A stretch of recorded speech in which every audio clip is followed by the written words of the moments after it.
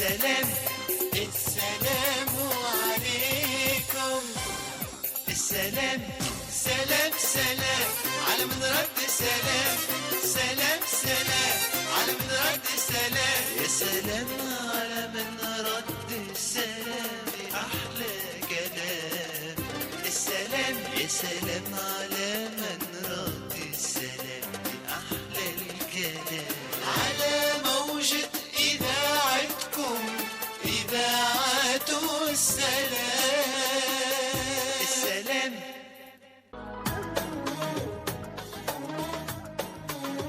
Retrouvez Beyni ou Beynakoum entre nous, l'interactivité avec Nisrine en direct sur Radio Salam. Beyni ou Beynakoum, participez au 04 72 12 00 60. برنامج بيني وبينكم مع نسرين كل يوم اثنين ثلاثاء خميس وجمعة. بيني وبينكم من إذاعة السلام.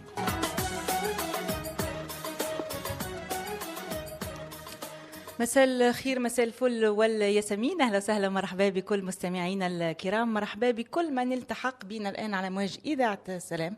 معكم نسرين ككل مساء يوم اثنين ثلاثاء خميس وجمعه بين الساعه 4 الى حدود الساعه 6 مساء.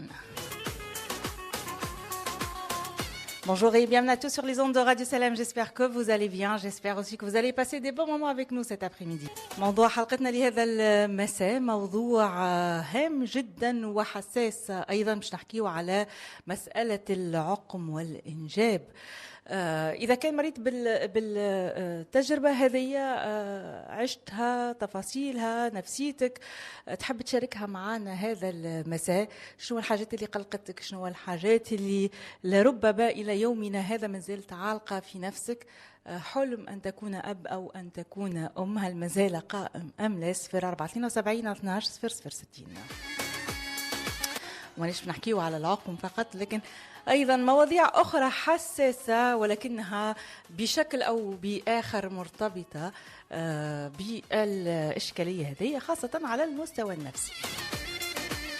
معنا حاضرة أخصائية ومدربة حياة، أيضا أخصائية في التنويم المغناطيسي، سيفرين فا، كاتبة كتاب اسمه دو لابسونس نيسونس، معناها من الفراغ أو من الفقدان يولد معنا. حاضرة معنا باش تتقاسم معنا تجربتها، وانتم أيضا تنجموا تتقاسموا معنا تجربتكم وتطرحوا الأسئلة اللازمة أيضا على 0472 12 0060. On va parler d'un sujet sensible et un peu tabou aujourd'hui. Ça reste un tabou encore, malheureusement. On va parler de l'infertilité, et pas que, et pas n'importe quelle infertilité aussi inexpliquée, et d'autres sujets assez sensibles. Aujourd'hui, je suis ravie d'accueillir Séverine Fa, qui est coach et auteur, coach et thérapeute par l'hypnose. Bonjour Séverine. Bonjour Nesrine, bonjour à tous. Merci de m'accueillir ici à Radio Salam. Merci aussi d'avoir accepté notre invitation. Tu as fait un trajet de 6 heures pour venir, pour assister à cette émission aujourd'hui. Oui, donc, effectivement, 6 heures au lieu de 3, mais bon. Ça a été la route? Écoute, je suis ravie d'être là, c'est tout ce qui compte. Ravie aussi, donc c'est vraiment un plaisir partagé. L'infertilité, comment l'expliquer Séverine? Alors, comment l'expliquer? D'abord, je te laisse te présenter comme il faut et un petit peu nous parler de ton livre qui s'appelle De l'absence naissance. Alors, je suis Séverine Fay, je suis auteure, parce que j'ai écrit effectivement un premier livre, un récit autobiographique. Je suis aussi coach et thérapeute par l'hypnose. Moi, ce qui est mon cœur de métier, mon cœur de vie, c'est d'aider les gens à aller mieux. Et puis, tout naturellement, à un moment donné, j'ai commencé par moi pour commencer à aller mieux. Bien, alors j'invite tous les éditeurs aujourd'hui aussi de participer avec nous, nous parler et nous dire surtout comment, s'ils sont touchés par l'infertilité et comment ils ont vécu cette infertilité, quelles sont les causes surtout psychologiques liées à leur infertilité, comment ça a été aujourd'hui le rêve d'être parent, mère ou père, il y est toujours ou il a disparu. 04 72 12 00 60. Je sais qu'on parlait, c'est pas évident, c'est souvent douloureux, Séverine.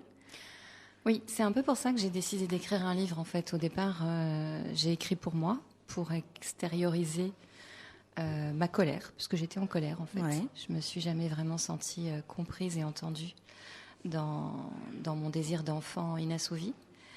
Et puis surtout les livres que j'ai trouvés, en tout cas, je les ai peut-être pas tous lus évidemment, mais tous les livres que je lisais se terminaient bien.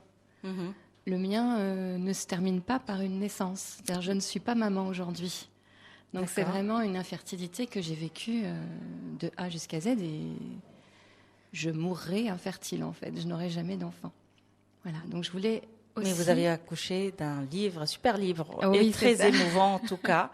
Je te félicite parce Merci. que j'imagine c'est pas aussi simple d'écrire, de raconter son parcours, ce que vous avez vécu. C'est intense en tout cas. Personnellement, ça m'a touchée énormément. Donc bravo encore. Merci. Mais oui, tu as raison. C'est pas facile d'en parler. C'est pour ça que c'est important de.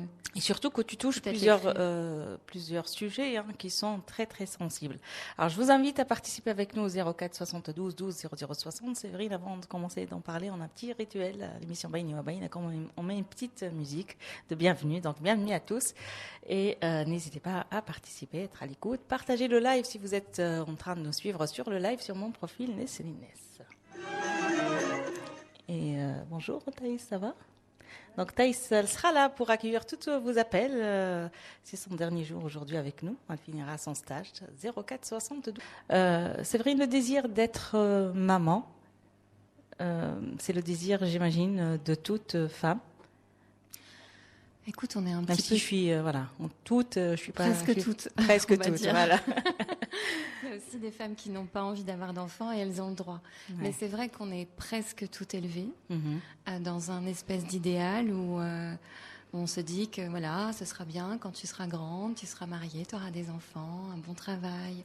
Il y a une espèce de schéma dans lequel on s'inscrit presque inconsciemment. Mhm. Et alors, ça ne veut pas dire qu'on a des enfants sans le vouloir, mais c'est presque une route normale, c'est presque une route qu'on doit emprunter. Mhm. Et quand dans la vie, les choses ne se passent pas exactement comme on avait imaginé qu'elles se passent, on a tendance à se remettre en question et à douter beaucoup de soi. Mhm. Et le désir d'enfant en fait partie, en fait. Moi, j'ai toujours voulu avoir une grande famille. Ouais. J'ai des origines italiennes et j'imaginais voilà, une grande tablée, on serait 10-12 autour de la table. T'as vécu dans une grande famille, Alors Séverine? pas du tout, je suis Pas fille du unique. tout. Mais Ah. dans la famille de mon papa, ils étaient très nombreux et je trouvais ça. Alors il y avait des cris, il y avait des. Voilà, c'était pas toujours joyeux, c'était pas toujours rose, mais voilà, c'était en tout cas mon idéal. Et c'est quelque chose qui m'a jamais quittée encore aujourd'hui. Aujourd'hui, je suis belle maman, c'est pas Mhm, mes filles, bien. mais mon compagnon a 3 filles et c'est pas toujours simple. Mais en tout cas, Je trouve j'ai beau, cette- il est là pour t'accompagner, Oui. te soutenir. j'ai cette un grande petit coucou tablée. à Olivier. Voilà, un petit coucou à Olivier, effectivement, et à ses filles. Et à ses filles aussi. Quand ça commence ce désir à te ranger à l'intérieur, en fait, et ça devient une sorte de souffrance, Séverine. Alors au début, quand on se marie ou qu'on se marie pas, mais qu'on commence à se dire tiens, ça serait bien qu'on fasse un enfant. On le décide d'avoir un enfant?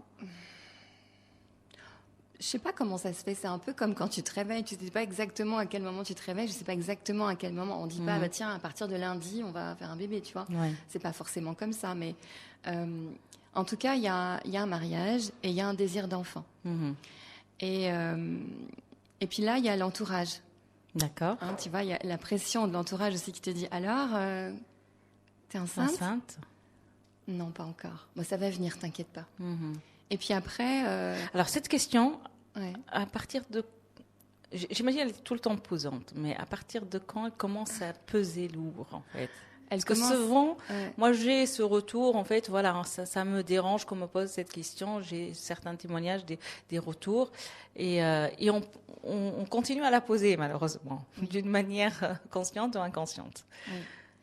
Cette question, elle commence à devenir gênante quand les mois s'enchaînent, Mhm. voire les années. Oui. Que ton médecin, ton gynécologue commence à te dire on va peut-être faire des analyses pour vérifier que tout va bien. D'accord. Là, ça commence à... Tu vois, tu as une boule dans la gorge. Tu te dis, oh là, qu'est-ce qui se passe? Et pour ma part, en tout cas, c'était accompagné de...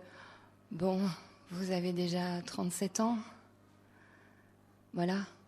3 petits points, tu vois, la phrase n'est pas terminée. Donc là, tu mets ce que tu veux derrière et tu commences à dire, comment ça, j'ai 37 ans, c'est trop tard. Donc, j'ai commencé à regarder autour de moi, à m'intéresser à mes copines, des connaissances, à regarder aussi sur des forums. Et puis à me rendre compte que, voilà, on était plusieurs à enchaîner les mois avec les règles qui reviennent, quoi. Donc ça commence à devenir angoissant quand je vais faire pipi et que je me rends compte que mes règles sont là. Et là, il y a une déception qui s'installe. Et puis ça devient vraiment insupportable quand on enchaîne les examens, les piqûres, les analyses de sang, etc. Et que, a priori, tout est là pour que ça fonctionne, puisque en ce qui me concerne, il s'agit d'une infertilité inexpliquée. Donc, qu'est-ce que ça veut dire? Je fais juste une petite parenthèse. Ouais, justement, ça allait se poser la question. Voilà. Qu'est-ce que ça veut dire? Qu'est-ce que ça veut dire? Est-ce qu'il y a une autre qui est expliquée? Alors oui, il y a plein de sortes d'infertilité, en fait. Ouais. On peut être infertile parce que physiquement, il manque quelque chose. Il manque une pièce du puzzle, en fait. L'appareil génital féminin ou masculin n'est pas complètement apte à faire des enfants. Ça, c'est la définition de l'infertilité. Mais il y a aussi des maladies qui peuvent engendrer de l'infertilité, des maladies physiques, des maladies psychosomatiques. Et puis, il peut y avoir aussi l'impact de son histoire, c'est-à-dire tout l'impact de l'inconscient. Je fais de l'hypnose, donc je travaille beaucoup sur ça. L'impact aussi de la psychogénéalogie, c'est-à-dire ce que mes parents, mes grands-parents, mes arrière-grands-parents ont vécu, que je sais, que j'ai entendu, qu'on m'a raconté. Tout ça, ça peut avoir un impact sur moi. Et puis, il y a l'infertilité inexpliquée. Alors, il y a 2 sortes d'infertilité inexpliquée. Soit l'état de la science à aujourd'hui ne sait pas dire pourquoi. Il y a un problème, mais si tu veux, on est face au On ne sait pas d'où ça vient. On ne sait pas d'où ça vient. On ne sait pas encore dire scientifiquement, médicalement, d'où ça vient. D'accord. Et puis, il y a l'infertilité inexpliquée où médicalement, tout est OK. Tout fonctionne parfaitement bien. C'est-à-dire que à l'époque, bon, aujourd'hui, c'est plus le cas, j'ai 52 ans, mais à l'époque, tu prenais mon corps, mes analyses sanguines, avec une femme qui voulait avoir des enfants et qui en avait, qui était enceinte, etc. C'était copie conforme. D'accord. Okay. Et là, on ne trouve pas d'où ça vient. Et ça, pour moi, c'était comme un seau d'eau froide qui m'est tombé dessus, comme une chape de plomb qui m'est tombée dessus. Parce que moi, j'aime bien comprendre. J'aime bien savoir pourquoi. Et le pourquoi, des fois, qui tue. Oui, le pourquoi qui fait mal. Mais je voulais savoir. Et aujourd'hui, je n'ai pas de réponse. J'ai des pistes que j'ai explorées dans mon livre, mais je n'ai pas de réponse et j'en aurai jamais. Donc, c'est un double deuil. C'est-à-dire que je fais le deuil d'être maman et je fais le deuil de savoir pourquoi je ne suis pas maman. Et on va parler à la fin du deuil parce que il y a plusieurs, on va dire, c'est un long parcours qui n'est pas évident. Il y a le désir déjà d'être mère et ce désir, il a commencé avec toi, Séverine, depuis l'enfance. Oui, depuis toujours. Je me suis toujours vue maman avec plein d'enfants. Mais vraiment plein en plus. Plein. Et mes jeux de petite fille avec ma meilleure amie, qui n'est autre que la sœur de mon compagnon actuel, c'était ça, c'était de nous imaginer maman avec des enfants. Enfin voilà, je me suis toujours vue maman, entourée d'enfants. Donc c'est un désir qui a toujours été là. C'était peut-être une injonction de l'éducation, je ne sais pas, que j'ai prise pour moi. Mais en tout cas, oui, c'était vraiment un désir profond. Le fait aussi d'être fille unique, manque de frères et sœurs. Peut-être. Je ne sais pas. Ouais. Peut-être, ouais. Peut-être, ça a pu jouer. L'adolescence, comment ça a été? Écoute, bon, j'ai une histoire familiale qui n'est pas forcément simple. Moi, j'étais une petite fille joyeuse. J'étais insouciante, joyeuse et... À l'adolescence, enfin même avant l'adolescence, je me suis rendu compte que j'avais une maman qui était particulière. Voilà, qui a eu aussi un parcours de vie pas simple et ça a créé des névroses, c'est-à-dire un comportement pas toujours adapté avec une petite fille. Donc, il y a eu des mots, MOTS, autour desquels je me suis construite, pas forcément très bien. Il y a eu aussi de la maltraitance. Oui. Il y a eu un inceste. J'explique ou... Oui, oui, oui. Je laisse. Alors, l'inceste, bon, on sait tous ce que c'est. C'est pareil, il y a plusieurs sortes d'inceste. Là, il ne s'agit pas d'un inceste pour assouvir un désir. Ma maman a elle-même été violée par son père à l'âge de 7-8 ans. Et quand j'avais 7 ans, eh bien... C'est ce qui explique son état... Je pense, en partie, ouais. Oui. Il y a eu des troubles psychologiques, en quelque sorte, c'est ça, traumatisme qui n'a pas été soigné. C'est un sujet qui est important pour moi, j'en parle beaucoup. Et oui, ça crée indéniablement un traumatisme. Et puis, ma maman, elle a plus de 75 ans aujourd'hui. J'imagine bien qu'à l'époque, c'est pas des choses dont on parlait.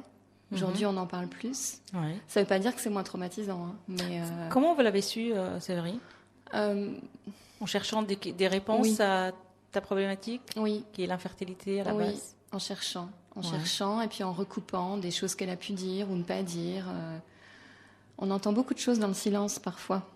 Ça donne des réponses. Eh oui, le silence, comme le pourquoi qui tue, il tue aussi. نحكيو على العقم هذا المساء كيفاش يعيشوا الشخص سواء أم أو يعني زوج أو زوجة. اليوم حاضرة معنا سيفرين فا اللي هي كاتبة كتاب تحكي فيها على الإشكالية ذي كيفاش عاشتها، العلاقة أيضا بالصغار متاعها اللي عاشته هي، علاقتها بالوالدة اللي تعرضت له من تحرش جنسي من طرف الوالدة اللي كانت هي بدورها تعرضت لتحرش جنسي من والدها، أثر على نفسيتها، علاقتها بالوالدة اللي كانت مضطربة برشا.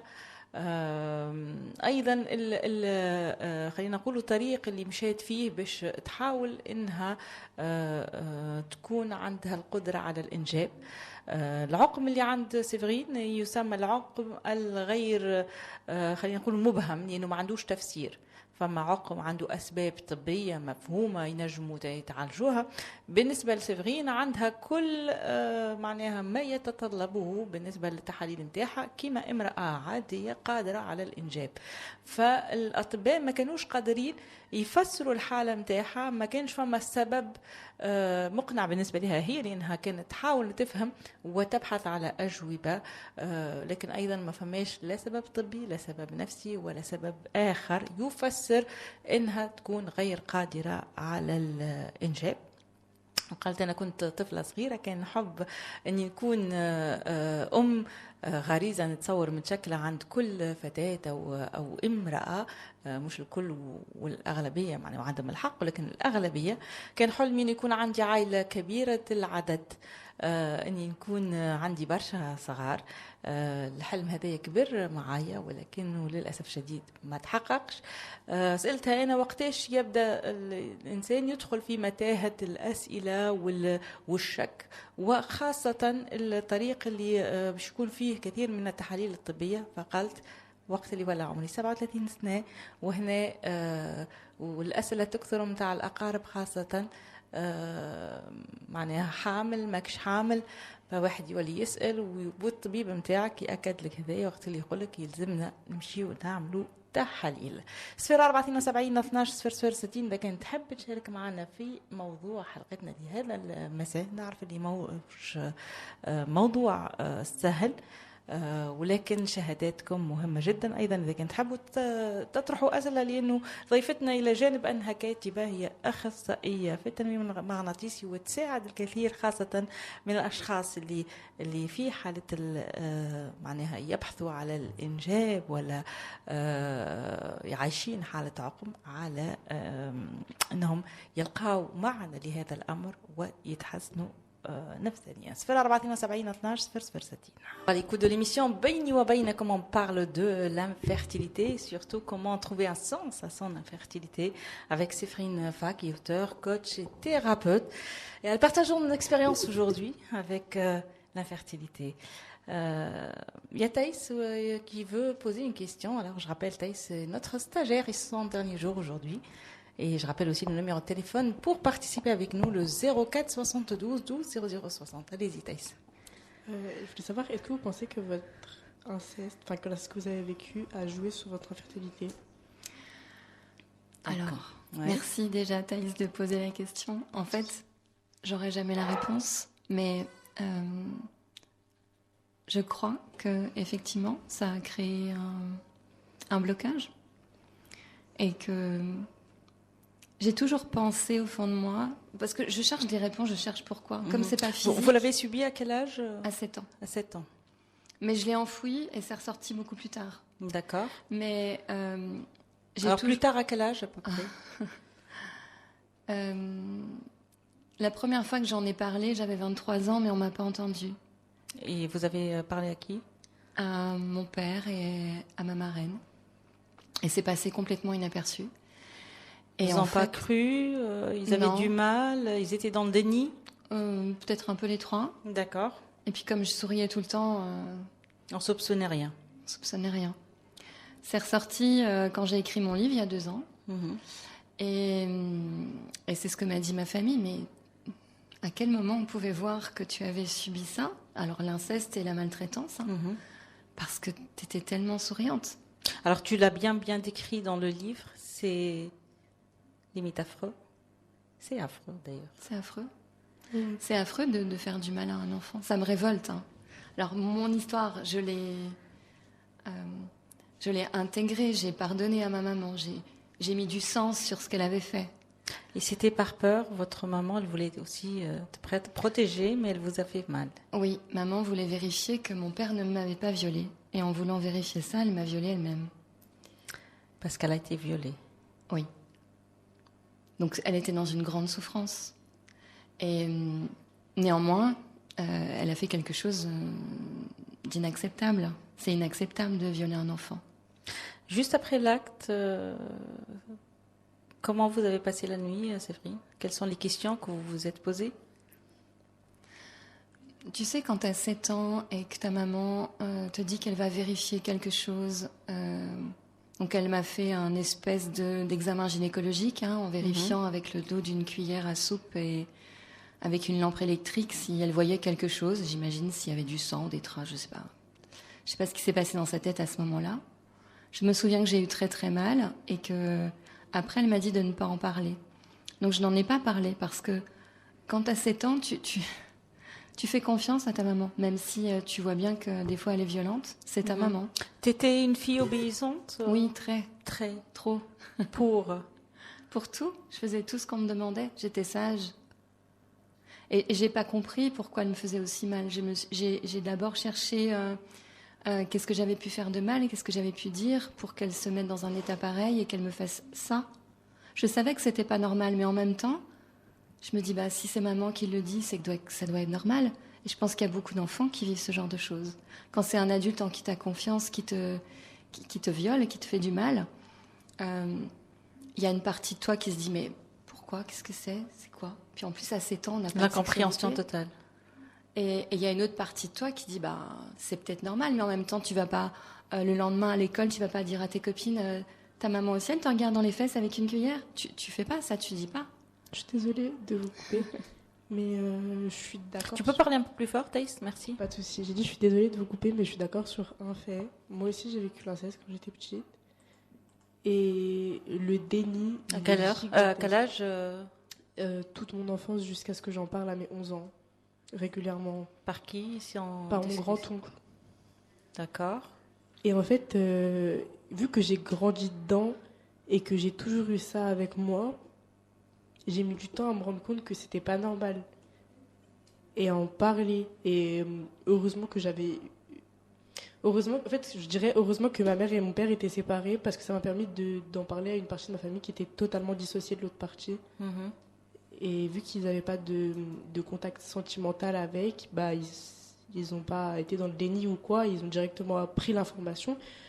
Mais le déni sur le moment, quand quelqu'un à qui tu fais confiance, quelqu'un qui est ta famille et proche de toi, te fait subir quelque chose et te dit c'est normal, tu prends l'information et tu dis, si lui il l'a dit, c'est que c'est normal. Et je voulais juste revenir là-dessus. Tu as raison, Thaïs. Et ce n'est pas normal. Absolument pas. Moi, j'ai parlé de ça. Donc, j'en ai parlé une première fois à mes 23 ans. Et puis après, je l'ai renfermé en moi, puisqu'on ne m'avait pas entendu. Et puis, quand j'ai écrit mon livre, qui au départ était un livre uniquement sur l'infertilité, parce que je voulais crier ma colère et dire pourquoi je ne suis pas maman, c'est injuste. Et je me suis mise à écrire sur ma mère. Et cette histoire d'inceste est ressortie. Et pour la première fois à mes 50 ans, c'est-à-dire 43 ans après les faits, j'ai mis le mot viol. Je me suis dit, je me vois encore écrire, me dire, en fait, c'est un viol. Et sortir de ce déni dont tu parles. C'est-à-dire, ouais, c'est un viol, en fait. Même si j'ai entendu des choses encore plus terribles, oh, c'est pas vraiment un viol. Hein? C'est pas ton père non plus. Si, une pénétration avec quelque objet que ce soit, c'est un viol. Entre la fille avant cet acte et la fille après, qu'est-ce qui a changé, Séverine, si je peux me permettre? Ça n'a pas changé à mes 7 ans. Ça a changé bien plus tard. C'est vraiment ressorti comme quelque chose qui m'a sauté aux yeux à mes 23 ans, puisque pourquoi c'est sorti ce jour-là? Parce que ma mère a fait une tentative de suicide le jour de mon mariage, enfin la veille de mon mariage. Et j'étais en colère contre elle. Et tout est ressorti. C'est à ce moment-là que j'en ai parlé à ma famille. Mais à mes 7 ans, j'ai refermé. Puisque je n'en ai pas parlé. Elle m'a dit, tu n'en parles à personne. C'est un secret entre toi et moi. C'est un secret de fille. Et comme une bonne fille obéissante, t'as gardé ça? Oui, j'ai gardé ça parce qu'elle me l'avait dit avec aplomb. Et j'ai gardé ça parce que j'avais peur que ça recommence. C'est-à-dire qu'à chaque fois qu'elle rentrait dans ma chambre, j'avais peur que ça recommence. Quand je me couchais le soir, j'avais peur que ça recommence. Donc je ne préférais ne rien dire. J'avais peur des représailles, en fait. Ma mère était capable de beaucoup de choses. Elle pouvait m'ignorer pendant des journées entières, me laisser pleurer sur le carrelage derrière sa porte de chambre. Elle pouvait faire ce genre de choses-là. Elle pouvait me couper les cheveux comme un petit garçon, comme une... Et c'est passé. C'est arrivé. Elle m'a coupé, j'avais les cheveux jusqu'aux fesses et je devais avoir 11 ans, je sais plus. Et un jour, elle m'a dit, viens, je vais te coiffer. Et elle avait l'habitude de me brosser les cheveux, comme on fait à des petites filles. Et puis là, elle a pris des ciseaux et je voyais toutes les mèches par terre. Et je me suis regardée dans la glace, on aurait dit un petit rat, en fait. Et je me suis dit, mais c'est quoi, en fait? Si je dis quelque chose, c'est quoi l'étape d'après? J'avais peur. Des fois, j'avais peur qu'elle me fasse du mal. Donc, il y avait tout ça. Mais tout ça, en même temps, je sais pas, quand on est petit, on a une puissance, une force mentale incroyable. Et on fait comme si le lendemain, tu vas comme à si c'est l'école, réalité. tu joues avec tes copines et tu es en cours d'histoire géo et tu fais comme si tout était normal, en fait. Thaïs, je peux me permettre de te poser une question? C'était le cas pour toi aussi? De quoi? Après les actes que tu as subis, quoi. Vu que j'ai grandi avec, en fait, pour moi, c'était normal. Mais c'est pas, je me suis dit c'était normal parce qu'il m'a dit que c'était normal. C'est vu que j'ai connu ça dès ma plus tendre enfance et que c'était mon starter pack. Je me suis À quel dit, âge? À c'est partir de normal. quel âge? Aussi loin que j'ai des souvenirs, c'était là. Et je me suis toujours dit, puisque j'ai grandi avec, c'est que c'est normal. Et ça m'a fait grandir beaucoup trop vite sur plein de sujets d'ailleurs. Mais du coup, je le vivais mal. Et il y avait plein de trucs en tant que petite fille. Mon corps disait que je le vivais mal, mais moi, dans mon cerveau de petite fille, je me disais, j'ai grandi avec, c'est quelque chose de normal, tout le monde a ça, il n'y a pas que moi. Mais mon cerveau de petite fille s'en plaignait pas ou quoi, j'en parlais pas, parce que pour moi, c'était la normalité. C'est comme, j'allais pas dire à mes copines, oui, maman, elle m'a ramené de l'école, c'est des choses normales. Pour moi, c'était quelque chose de totalement logique. C'est la surprise de l'émission, en tout cas, ton témoignage, Thaïs, et c'est courageux de ta part. Séverine, si je peux me permettre, Thaïs, elle vient de dire que c'est mon corps qui parle. Ton corps, il a parlé de quelle manière? Tu penses Alors, mon corps, il a parlé... Tu vois, aujourd'hui, dans mon métier, je suis très attentive à l'endroit où les gens ont des douleurs. Moi, mon corps, il a parlé très vite. Je faisais des hémorragies. Je n'avais pas des règles normales. Depuis mes 12 ans, je faisais des règles hémorragiques. très très forte. Ça m'a accompagnée quasiment toute ma vie. Ton médecin généraliste ou traitant, il disait c'est normal? Rien, il disait ça arrive, on va prescrire des choses, des médicaments, des pilules pour réguler le cycle, mais il s'est jamais régulé mon cycle. Ta relation avec ta mère, elle était Compliquée. Elle l'est toujours. Ma mère n'a pas lu mon livre depuis presque plus de 15 ans aujourd'hui. Elle est dans un EHPAD, dans une maison spécialisée. Elle a une sorte de maladie d'Alzheimer. Mais quand je lui en ai parlé, elle a dit que c'était faux, que c'était pas vrai, qu'elle n'avait pas fait ça. Elle disait qu'elle n'avait pas de fille aussi. Elle a dit qu'elle n'avait pas de fille, oui, plusieurs fois. Ça fait quoi en toi, le fait de l'entendre dire ça? Quand j'ai commencé à écrire mon livre, je disais que je me sentais suspendue parce que j'ai perdu mon père en 2015. Maman est toujours vivante, mais j'ai vécu et elle m'a dit des choses comme ça, comme j'ai pas de fille en fait. Et je me dis, mais en fait, j'ai rien derrière moi, j'ai pas de parents et puis j'ai plus rien devant moi, donc je suis suspendue. Je suis seule en fait. Je me sentais seule, je me sentais rejetée. Et le sentiment de rejet, c'est ce qui m'a fait aussi me taire de ce qui se passait à la maison avec elle. Parce que mon père travaillait toute la semaine à l'extérieur, il rentrait pas, il rentrait que le week-end. Donc on était que toutes les deux, c'était un espèce de huis clos, il pouvait se passer plein de choses. Et on sait jamais ce qui se passe derrière la porte d'une maison. Et j'avais tellement peur qu'elle me rejette et en même temps j'avais tellement envie qu'elle m'aime, j'aurais fait n'importe quoi et c'est ce que j'ai fait. J'ai tout accepté. T'as tout le temps cherché. Tout le temps. T'étais en quête en fait, Ouais. d'après. Mais je dirais, c'est pareil, c'est quelque chose qui sera toujours avec moi, qui me quittera jamais, peut-être quand elle sera partie. Mais encore aujourd'hui, même si je la vois peu, c'est quelque chose qui est difficile parce que quand je vais la voir, c'est dur. Quand je vais pas la voir, je m'en veux. C'est insupportable en fait.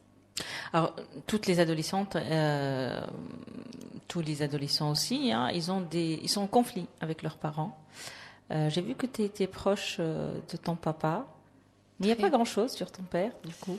Non, c'est pas un sujet facile pour moi. C'est oui, je vais peut-être avoir de l'émotion, mais oui, j'étais très proche de mon père et malheureusement, il est parti en 2015. Et je sais pas, c'était pas des sujets qu'on abordait. Enfin, il savait pas comment dire, il trouvait pas les mots. Il me disait souvent, je sais pas quoi te dire en fait. Ça, c'est insupportable quand on me dit ça, je sais pas quoi te dire.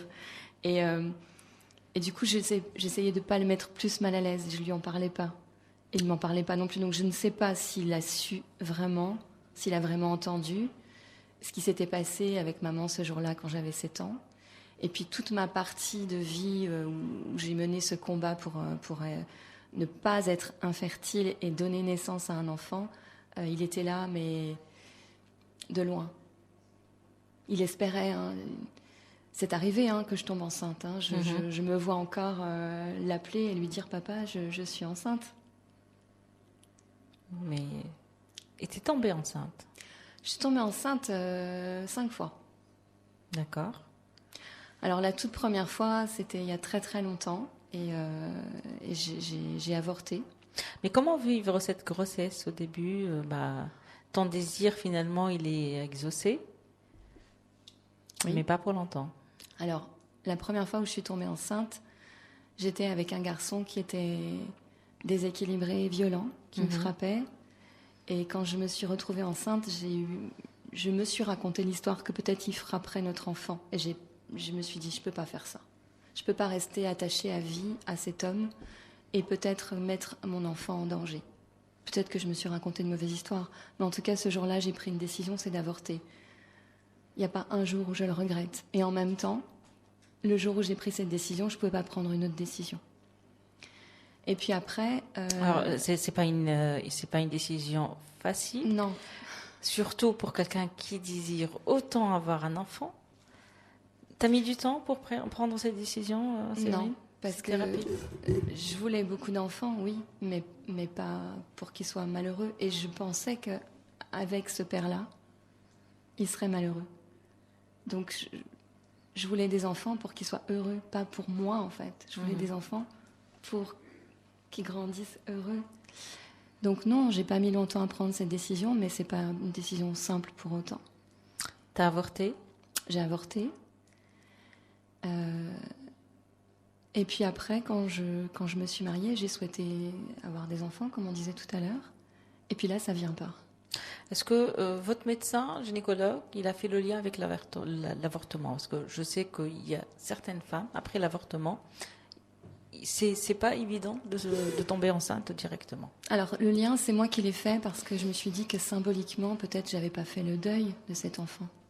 Donc, j'ai fait, on va dire, des démarches symboliques pour... J'ai écrit une lettre.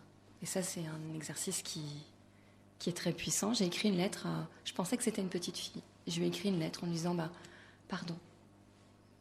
Voilà, je lui ai expliqué, je me suis pardonné mon acte pour me libérer émotionnellement de cette décision-là.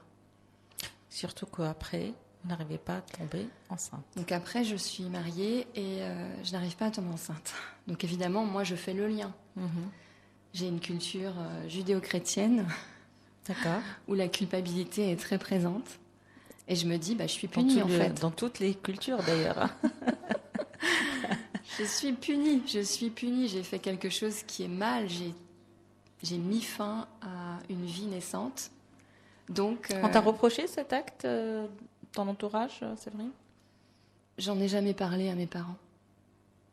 D'accord. J'avais honte. Alors on a beau être au XXIe siècle... J'en ai parlé dans mon livre, mais beaucoup de personnes de ma famille et de mon entourage l'ont appris à ce moment-là. J'en ai parlé uniquement à ma meilleure amie. Bien, donc تايس حابة تشارك معنا في البرنامج سؤال طرحته على سيفرين. سألتها التحرش اللي تعرضت له، تحرش جنسي مش أي تحرش، تعرضت له من قبل والدتها في الصغر، وخاصة أنه الوالدة متاعها هي بنفسها تعرضت للتحرش الجنسي من قبل والدها، فخوف أنه يتكرر الأمر هذايا مع بنتها، معناها وقت اللي سيفرين هي صغيرة حابت تتأكد ثبت، فمعناها بطريقة خلينا نقولوا بالنسبة لها هي لحماية الابن متاعها قامت بجاست اللي هو يعني مؤلم جدا. وقال سيفرين بعد اليوم كي وصلت عمري 50 سنة حطيت كلمة على اللي قامت بفعله الوالدة متاعي اللي هو اغتصاب، كان عملية اغتصاب مش على خاطر ما كانش من طرف رجل أو الوالد، لكن الوالدة اللي الفعل اللي قامت به، لأنه طفل ما نجموش نتحرشوا به، ما نجموش نوذيه، معناها نأذي الطفل لأنه يأثر عليه. وأنا اليوم قالت نعمل عملية الربط بين حالة عدم الإنجاب اللي صارت لي وهل العمل هذا لأنه أثر على نفسيتها برشا. قالت أنا سألتها قلت لها فنعمر، قالت في 7 سنين. قلت لها بعد شنو اللي تبدل بين الطفلة الصغيرة قبل العمل هذايا وبعده؟ قالت احنا الصغار معناها كي الوالدة ولا الوالد حد معناها مستثيق ما نشكوش فيه فيظهر لنا حاجة عادية، خاصة كي يقول لك ما يلزمكش تقول وهذا سر بيني وبينك، فاحنا نسمع الكلام. وقالت أنا كنت بنية مطيعة جدا، لأني زاد حتى كنت نخاف من ردة فعل الوالدة اللي كانت عندها اضطرابات نفسانية وكانت تنجم يعني التصرف متاعها غير خلينا نقولوا أحيانا ما يكونش متوازن ويكون عندها حالات هلعة كبيرة وصراخ وردة فعل عنيفة جدا. تايس قالت أنا تعرضت لأني عشت الأمر هذاك على سألت السؤال، تعرضت للتحرش الجنسي من قبل شخص من العائلة واللي هو يا إما خال يا إما عم قريب جدا، وبما أنه تعرضت له من أنا صغيرة وبمرات متعدة ظهر اللي هو عادي، ولكن بدني كان يتكلم، كان يعبر بطريقة أخرى رغم اللي عقلي كان يقول لي راهو أمر عادي. ولكن ما تخلصت من الأمر هذا وحكيت عليه كان في سن 11-12 سنة، وقلت لها أنا ما كنتش نتوقع أنه تكون عندنا شهادة بالنسبة لي أنا شهادة غير منتظرة من تايس. إذا كنت حابوا تشاركوا معنا في برنامجنا، إذا كان أنت زادة ترى روحك في هالشهادات هذه، تعرضت لاغتصاب، نركزوا أكثر على عدم الإنجاب لأنه موضوع حلقتنا، ولكن أحيانا يكون فما علاقة بين هذا وذاك، واليوم فرصة اللي نحكيوا عليهم لأنهم من المواضيع الحساسة جدا، وأنا باش نخصص إن شاء الله حلقة للموضوع هذا اللي هو التحرش الجنسي في وسط العائلة. 074 12 00 60 للمشاركة معنا. بعد فارق ثم نعود.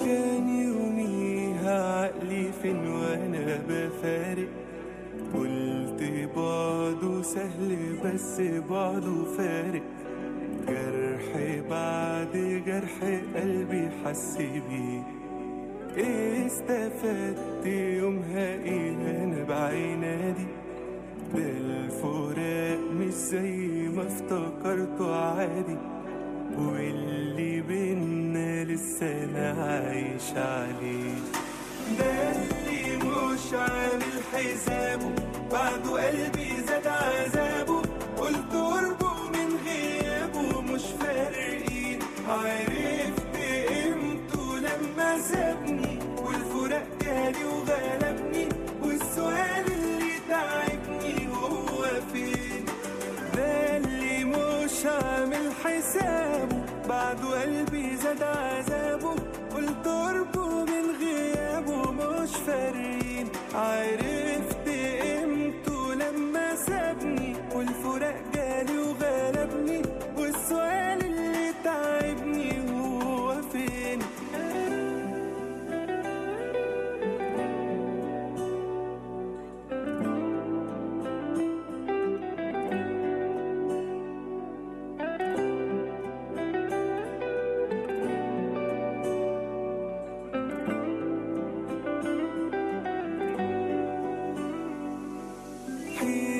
بعد حيرة طب ايه النهاية، بعيد لكن لسه عايش معايا، نفسي اقوله مش كفاية خلاص غياب، مهما فات الذكريات دايما تجيلي، كل يوم في بالي بعده هد حيلي، طب وايه اخرتها يعني في العذاب. Retour à l'émission Bayni wa Baynakum. Je rappelle le thème de cette émission, c'est l'infertilité et surtout comment trouver sens à son infertilité. On voulait savoir aussi les causes, les raisons qui se cachent derrière cette infertilité et surtout dite inexpliquée. Je rappelle notre invité du jour, c'est l'auteur et coach et thérapeute par l'hypnose Séverine Fa, qui la présente et qui partage avec nous son parcours. Alors comment, après ce geste horrible, ce traumatisme, on garde toujours cette envie de fonder une famille, Séverine? Oui, voilà, on rencontre un homme, on tombe amoureuse et puis ça tombe sous le sens en fait. On a envie de construire une famille. Donc comme on disait tout à l'heure, on essaye et puis ça fonctionne pas, donc on commence à se poser des questions. Le médecin commence à nous alerter sur notre âge et puis là on comprend pas. Donc c'est un parcours que beaucoup connaissent. On n'y pense pas, l'âge forcément cette. Honnêtement, j'ai jamais trop su dire l'âge que j'avais. Encore aujourd'hui, tu me dirais comme ça, t'as quel âge? Je te dirais 35 ans. Donc, à l'époque, j'avais, je sais plus, 36 ou 37 ans. Je me dis, non, ça va. Enfin, peut-être après 40 ans, tu vois. Mais mon parcours, il a duré 10 ans. Ah oui, quand même. Il a duré 10 ans. Donc, alors, le regard de l'entourage, la famille, les amis, les collègues de travail. Dur. Le regard, c'est... Alors, ma famille, je leur en veux pas du tout parce que c'est pas simple. C'est pas simple pour les gens qui vivent cette infertilité. C'est-à-dire, tu essaies de faire un bébé, donc voilà, je vais pas expliquer comment on fait les bébés, mais et puis Mais rien que dire j'essaye, c'est fort quand même. Ouais. Ça change tout, mais ça a un impact sur la relation entre couples déjà. Bien sûr. Qu'est-ce que ça change? À partir du moment où tu rentres dans un parcours PMA, Alors, on explique un petit peu, c'est quoi PMA, le parcours PMA? C'est un procréation médicalement assistée. Donc déjà, là, on oublie les violons, on oublie les bougies, et les pétales de rose sur le sol. C'est plus faire l'amour, c'est calculer à quel moment de ton cycle tu dois avoir une relation sexuelle. Il faut prendre ta température tous les jours. Tu vas faire des piqûres pour mesurer ton taux d'œstrogène. Une piqûre tous les combien de temps? Alors, écoute, moi, je me souviens qu'un jour sur deux, j'allais à la clinique pour faire une échographie endovaginale. Donc là aussi, c'est pas, c'est-à-dire on passe par le vagin. Donc c'est une sorte de viol quelque part, mais de viol consenti parce que c'est médicalement assisté. Et donc on va vérifier l'état de tes ovules, la taille, on les mesure, on t'est regardé sous tous les angles en fait. Et le soir, quand tu rentres, si c'est ce jour-là, il faut que tu fasses l'amour avec ton mari. Je dis il faut parce que le désir, ça se commande pas en fait. Quand tu aimes quelqu'un, voilà, on est dans la cuisine et puis on a envie de s'embrasser et puis voilà. Mais là, c'est plus ça, c'est plus du tout ça. Donc, au bout de 2 ans, donc c'est devenu une relation mécanique finalement. Ça devient. Alors, on essaye que non, mais des fois oui, parce que des fois t'es fatigué, parce que t'es contrarié, parce que plein de choses, et puis ton médecin te dit par contre là c'est maintenant là. Donc des fois oui c'est on y va, c'est horrible en fait. Donc il faut s'aimer très fort pour traverser ça.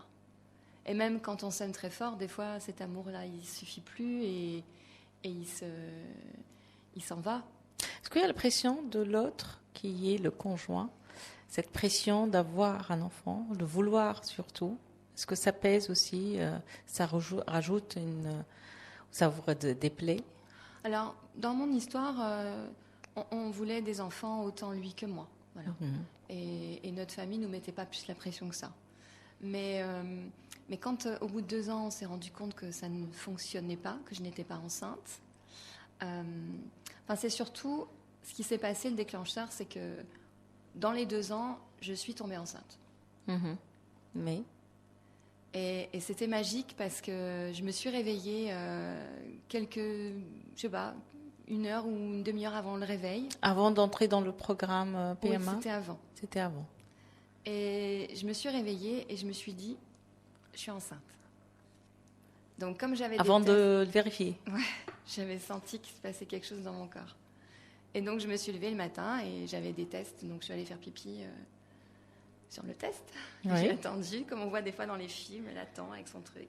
Et ça marque plus. Et là, je suis allée me recoucher à côté de mon ex-mari, mon mari à l'époque, et j'ai allumé la lumière, j'ai dit, on est d'accord, c'est un plus.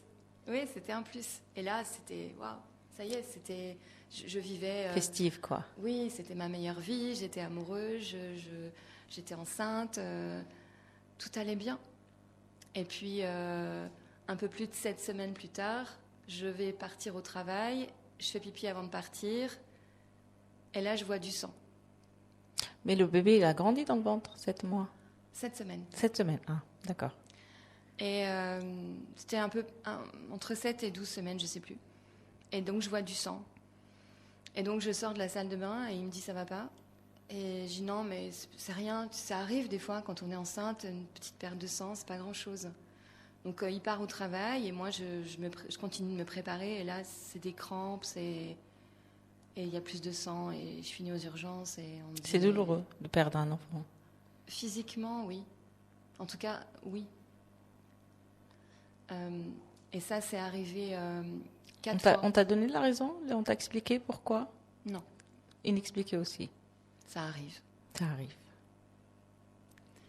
Il y a eu une prise en charge psychologique? T'as été suivie? Parce que c'est pas évident quand même. Non. Ta question, c'était comment lui l'a vécu au début. Encore aujourd'hui, quand on n'arrive pas à tomber enceinte, on n'arrive pas à tomber enceinte. Tu vois, la phrase, elle est là. Vrai. C'est déjà, c'est elle. C'est la femme. Directement. C'est la femme, elle a forcément un problème. Et quelles que soient les cultures, quel que soit l'âge, quel que soit... le milieu social. C'est elle. Et puis après, le médecin a commencé à dire, il faudrait peut-être faire des examens, monsieur. Et là, waouh, comment ça?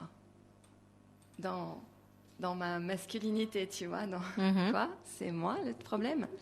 Et là, c'était pas autre chose. C'est devenu, il est devenu en colère contre lui. Comment ça se fait que ce serait de ma faute, en fait? Tu vois, il y a toujours cette notion de culpabilité. Et ta question aussi, c'était comment réagit l'entourage? Ben, c'est culpabilisant. Oui, mais Séverine, tu travailles peut-être trop, tu es trop fatiguée. On va faire une petite pause publicitaire et on revient juste après. Je rappelle le numéro de téléphone de l'émission, c'est 04 72 12 00 60. Je vous invite à venir témoigner, poser vos questions. Je sais que c'est pas simple, que c'est pas évident, mais faites-le quand même. 04 72 12.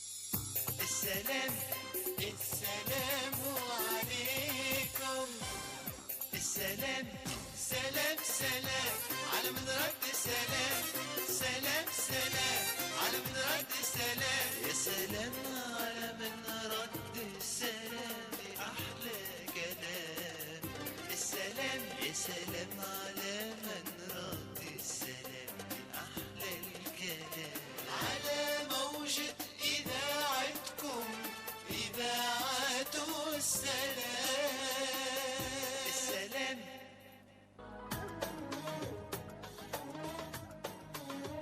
Retrouvez Beini Obeinakum entre nous, l'interactivité avec Nesrine en direct sur Radio Salam. Beini Obeinakum, participez au 04 72 12 00 60. برنامج بيني وبينكم مع نسرين كل يوم اثنين ثلاثاء خميس وجمعة. بيني وبينكم من إذاعة السلام.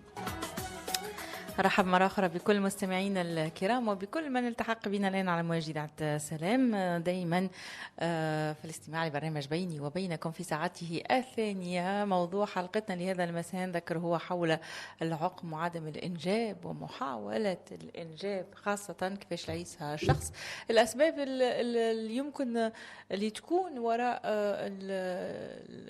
عدم القدرة على الإنجاب، الأسباب المخفية أحيانا، لأنه اليوم نحكيه على حالة إنجاب، عدم إنجاب غير مفسرة بالشكل العلمي والطبي، ما عندهاش تفسير، ما عندهاش سبب مقنع لا طبي ولا نفسي ولا علمي. ما فماش أجوبة، يا إما خاطر ما زال ما تقدمش الطب، يا إما ما لقاوش الإشكالية منين جاية بالضبط. شخص عنده نفس خصائص أي شخص آخر قادر على الإنجاب ومع ذلك لا ينجب. قدرة على الحمل ولكن الحمل هذا ما يتوصلش. هذا اللي حابين اليوم نحكي فيه. إذا كان أنت عشت الأمر هذا وتعرف ولا تعرف شكون عاش وتحب تشاركنا تجربتك، عندك سؤال، لأنه ضيفتنا مرت بالتجربة هذه وأيضا هي أخصائية وتساعد الأشخاص اللي مروا بنفس التجربة تقريبا. نذكر سيفرين فهي كاتبة وأيضا مدربة تنمية بشرية وأخصائية نفسانية بالتنويم المغناطيسي. 0472 12 0060 للمشاركة معنا. Donc bienvenue à tous ceux qui viennent nous rejoindre actuellement sur les ondes de Radio Salam. On continue l'émission Beini wa Beinakum, toujours sur le thème de l'infertilité, comment trouver un sens surtout, avec notre invitée que je suis ravie de l'accueillir. Elle a fait tout le trajet d'Alsace pour venir assister à cette émission. Séverine Nafa, qui est auteure, coach et thérapeute par l'hypnose. Donc psychologiquement, il était tant impacté que toi, ton conjoint, ex-conjoint. Oui. Oui, c'est une histoire de couple en fait. C'est aussi difficile pour une femme que, en tout cas dans ce que j'ai vécu, c'était aussi difficile pour lui que pour moi. Et donc, il y a beaucoup de colère en fait quand on vit ce genre de situation. Il y a beaucoup d'incompréhension et puis parfois on se dispute et on se rejette la faute l'un sur l'autre en fait. Puis après, quand on comprend que c'est inexpliqué, bien. Donc ça devient un sujet d'un conflit. Oui. Et en même temps, c'est normal. Il y a des conflits dans les couples. Oui, mais est-ce que c'est tout tourne autour de ce sujet? Non. Non, il y avait autre chose. On avait une vie à côté. On essayait en tout cas d'avoir une vie à côté, mais à un moment donné, tu vois, quand on est rentré dans le processus où effectivement tous les 2 jours, j'allais à la clinique. Le lendemain, c'était les piqûres hormonales pour Mhm. essayer de booster. C'est très fatigant. Et puis, on perd la magie, en fait, Mhm. tout simplement. On perd la magie qu'on avait connue la première fois où je suis tombée enceinte. Tout ça, on le perd. Et ça devient...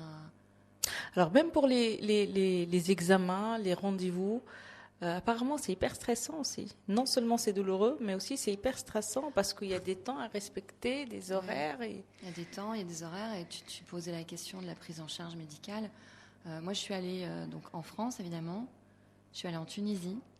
Je suis allée en Espagne. Et on en parle juste après cet appel de Haj. Alors, Aslama marhaba, Haj. Assalam marhaba, bonjour, vous invitez les deux là. Bonjour. Alors, on a Séverine et Thaïs qui est stagiaire, oui. Ouais, Bonjour. depuis tout à l'heure, j'ai en train de vous écouter. Mhm, Ça m'a touché beaucoup leur histoire. mhm. C'est vraiment. C'est presque. Elle parlait de moi, quoi. D'accord. Et comment? Comme elle parlait de tout mon histoire. Mhm, À part l'histoire qu'elle a passée avec sa maman ou tout ça, moi j'ai passé de ça. mhm. Mais à part pour les enfants, c'est la même chose que ce qu'elle dit en train de raconter tout à l'heure. Mhm. C'est vraiment m'a touché, m'a réveillé de la même chose qu'elle va arriver à elle. Mhm. C'est après, comme elle a dit, au bon moment, un combat et tout ça, on a fait le deuil. Voilà. Nous, on était deux, quoi, au départ. Les deux ont combattu pour le voir. Mais après, c'était juste un seul, parce que l'autre, il n'avait rien du tout. Il est tout normal. Mhm. Donc, c'est l'autre qui le battait jusqu'au dernier souffle, qu'il n'a pas perdu l'histoire. Il m'a dit, jusqu'à ma mort, je garde l'histoire, parce que le bon Dieu, il est grand. Alors, tu gardes quelle histoire, Haja, si je peux me permettre? Il faut voir les enfants, quoi. Il faut? Pour voir des enfants. Ne pas Ah, d'accord. Ouais, c'est ça le sujet, non? Alors, je me rappelle, on a fait une émission et tu m'en as parlé hors antenne. Donc, aujourd'hui, tu as pris ton courage à deux mains, Haja. Parce que non, je ne vais pas tout raconter parce que Oui, bien sûr. Tu racontes ce que tu as envie de raconter. Voilà, sans se forcer. Voilà. Donc, comme je vous ai dit tout à l'heure, la dame, ce qu'elle raconte, c'est le même parcours que j'ai moi, passé par ce long chemin qu'on a voulu vraiment. Mhm. Voilà, et ça, témoignage elle et l'autre invité, ça m'a vraiment touché beaucoup. Et ils ont du courage tous les deux. Et voilà, à la fin, elle a quand même réussi à avoir sa vie professionnelle et tout ça. Elle a gardé le moral. Mhm. Donc, c'est bien, elle continue comme ça. Donc, je dis bon courage les deux. C'est vrai, qu'est-ce qu'elle dit, tout ce qu'elle a dit pour faire les médecins, pour faire les examens, pour faire ça et ça et ça, on a passé par là. Et c'est vrai, c'est pas facile, c'est vraiment douloureux. C'est une chose qu'on a vraiment avoir le courage pour faire ça. Et garder l'histoire jusqu'au moment où vous dites stop. Qu'est-ce qui me concerne moi? Mhm. J'arrive plus parce que aller à droite, aller à gauche, aller chez ça, aller dans une autre ville, aller dans l'autre ville, fais ça. Au bon moment, vous dites, on laisse tomber, on laisse le bon Dieu les décide, voilà. On a reçu quand même voir un enfant par autre méthode. Mhm. Bon, alhamdoulilah, ya Rabbi. Mais quand même, c'est douloureux, c'est vrai. Mhm. Parce que je ne peux pas encore raconter, parce qu'elle a tout raconté à ma place. Ah, Bah, au moins, on se sent moins seul. Voilà, on est deux maintenant. Je pense qu'on est beaucoup plus que deux, mais ça fait du bien d'en parler. d'en Ah parler. oui, je vous assure, c'est la même histoire. Depuis que vous commencez l'émission à 16h jusqu'à maintenant, je vais quand même dire, lui dire allô, bonjour aussi à Nesrine, elle est toute seule, il n'y a personne qui a appelé. Merci. Là, j'ai dit cette dame qu'elle parlait depuis tout à l'heure, elle a tout dire, elle a vidé son corps, tout. Elle a un beau courage, et tout ce qu'elle a subi quand elle était petite et tout ça, elle laisse derrière elle.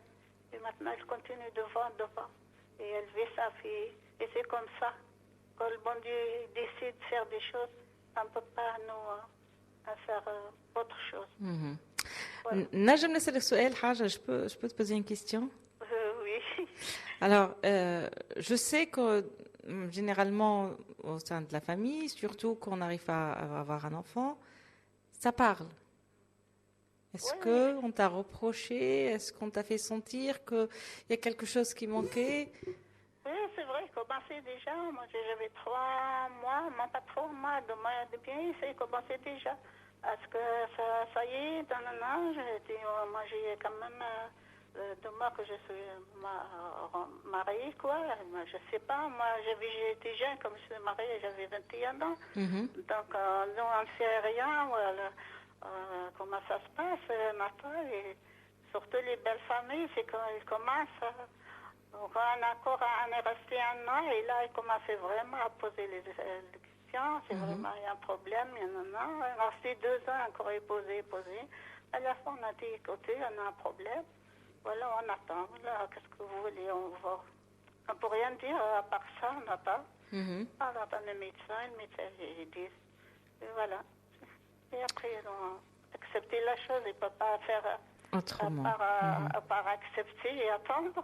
C'est le bon Dieu, il fait quelque chose. Voilà. C'est douloureux, c'est pas facile à vivre, c'est vrai. Qu'est-ce qu'elle dit la dame, mais comme, je sais pas, comme elle a dit, elle est chrétienne et tout, chacun, il croit comme il veut, quoi. Comme nous, on a dit, c'est le bon Dieu, il a décidé qu'on ne peut pas faire ça. Donc, on a accepté. Et on a dit, alhamdoulilah, ya Rabbi, comme on dit, voilà. Les chrétiens aussi croient en Dieu, donc on n'est pas loin. Merci, Haja Yatik Saha. Merci beaucoup pour ton courage. Bonne continuation. T'as pas une question, Séverine? Haja, tu veux pas poser une question? T'as pas une... Pardon? T'as pas une question à lui poser? Partout, j'ai entendu, je le posais sur quel sujet je lui pose la question. Bah, je sais pas, moi je te demande. Hein. Si t'as pas, t'en as pas, il n'y a pas de souci. Je te laisse continuer. Je compte à continuer à écouter l'émission jusqu'à la fin. Ok. Oh, j'ai dit bonne soirée, bonne continuation. Les enfants, c'est vrai, les enfants sont bien, mais quand on n'en a pas, le Dieu ne veut pas. La vie continue quand même. Boucher, vivre et on vit avec, quoi. C'est ça. Et voilà, il faut voir le courage, quoi. Voilà.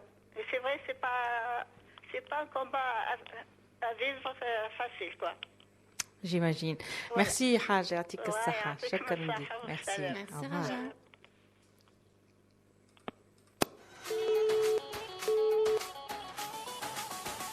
Allez, vous aussi, si vous voulez apporter votre témoignage comme Al-Hajj, appelez le 04 72 12 00 60. Il y a le parcours PMA. Tu es parti en Espagne, changer de médecin, tu as cherché par tous les moyens, des chamans, oui. Kinésiologie. Tout essayé. J'ai tout essayé. Je suis allée voir des non-médecins, enfin des gens qui ont des pouvoirs magiques. J'ai tout essayé, j'ai mis des bougies, j'ai tout essayé. Pour moi, c'était impossible puisque c'était inexpliqué. Il fallait bien que je trouve une explication. Mais comme dit Raja tout à l'heure, c'est la vie qui décide en fait. Voilà. Des fois, il y a des choses où il n'y a pas de raison. Mais il y a des moyens qu'on peut mettre en place pour. Oui, mais une fois qu'on a tout essayé et que ça ne fonctionne pas, eh bien, il faut, comme elle a dit, accepter. Et la vie continue. Mais aller voir les chamans, Les sorciers aussi, t'en es parti, alors que, Ouais. voilà, à certains niveaux, quand même, on n'y croit pas à ce genre de dans choses. tout ce que Toi, j'ai fait, j'y étais à fond. t'étais à fond. Quand je suis C'est allée... l'espoir qui règne. Oui, c'est l'espoir. Quand j'étais dans la clinique en Espagne, le médecin m'a dit mais ça va fonctionner, Séverine. Donc j'étais repartie à 200%. Et je me suis dit c'est bon, ça va marcher. Je vais être enceinte, je vais être maman. Et à chaque fois, j'y croyais. Quand je suis allée voir ce chaman, j'y croyais. Quand je suis allée voir cette sorcière au fin fond du désert, j'y croyais. Et puis à un moment donné, eh bien, même si tu y crois que ça ne fonctionne pas, tu continues et la vie, elle est plus forte en fait. C'est-à-dire que oui, on peut avoir un désir d'enfant, mais si ce désir n'est pas assouvi, ben, il y a autre chose aussi dans ta vie. Il faut continuer. Et peut-être que c'était ça mon rôle, c'était de continuer, de donner de l'espoir aux gens. Parce qu'aujourd'hui, aujourd'hui, malgré l'inceste, malgré l'absence d'enfants, j'ai pas construit la famille que j'imaginais, j'en ai une autre aujourd'hui. Et on peut vivre une autre vie et être heureux quand même, en fait, malgré tout ce qu'on a pu vivre. On a un appel de Monia. Bonjour Monia. Aslama Monia. Aslama. Marhaba. Alhamdulillah. Coucou Mounia. باش نتحدثوا على ما يجيبوش الصغار اي حاجه سهله اي وعنا كما يقولوا فيها ومشي غاليه. اللي هي هو تشتري الصوف الموزح. ها الصوف تاع النعجه ولا الكبش الموزح. اي يقولوا نحن مش مغسول من نعجه ديريكت ولا من العلوش ديريكت. اي يبدا ممسخ حاشاك.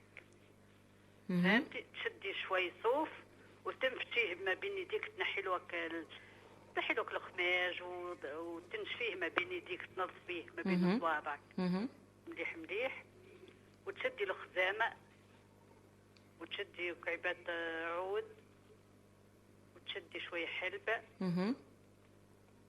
وكعبات نتاع ذاك واش اسمه لي غيزان سيك زبيب فوالا، تخلطيهم تهرسيهم تاع العود وقرنفل والواحد والخزامه وعود وقرنفل كليك، تهرسيهم وتعمليهم في زيت الزيتونه وتعمليهم فك الصوف هذاك العربي وتحطيهم وتحطي المقله ولا كسرونه صغيره تحطي فيها شويه زيت زيتون وتحط هي تصرها صغيره فهمتي؟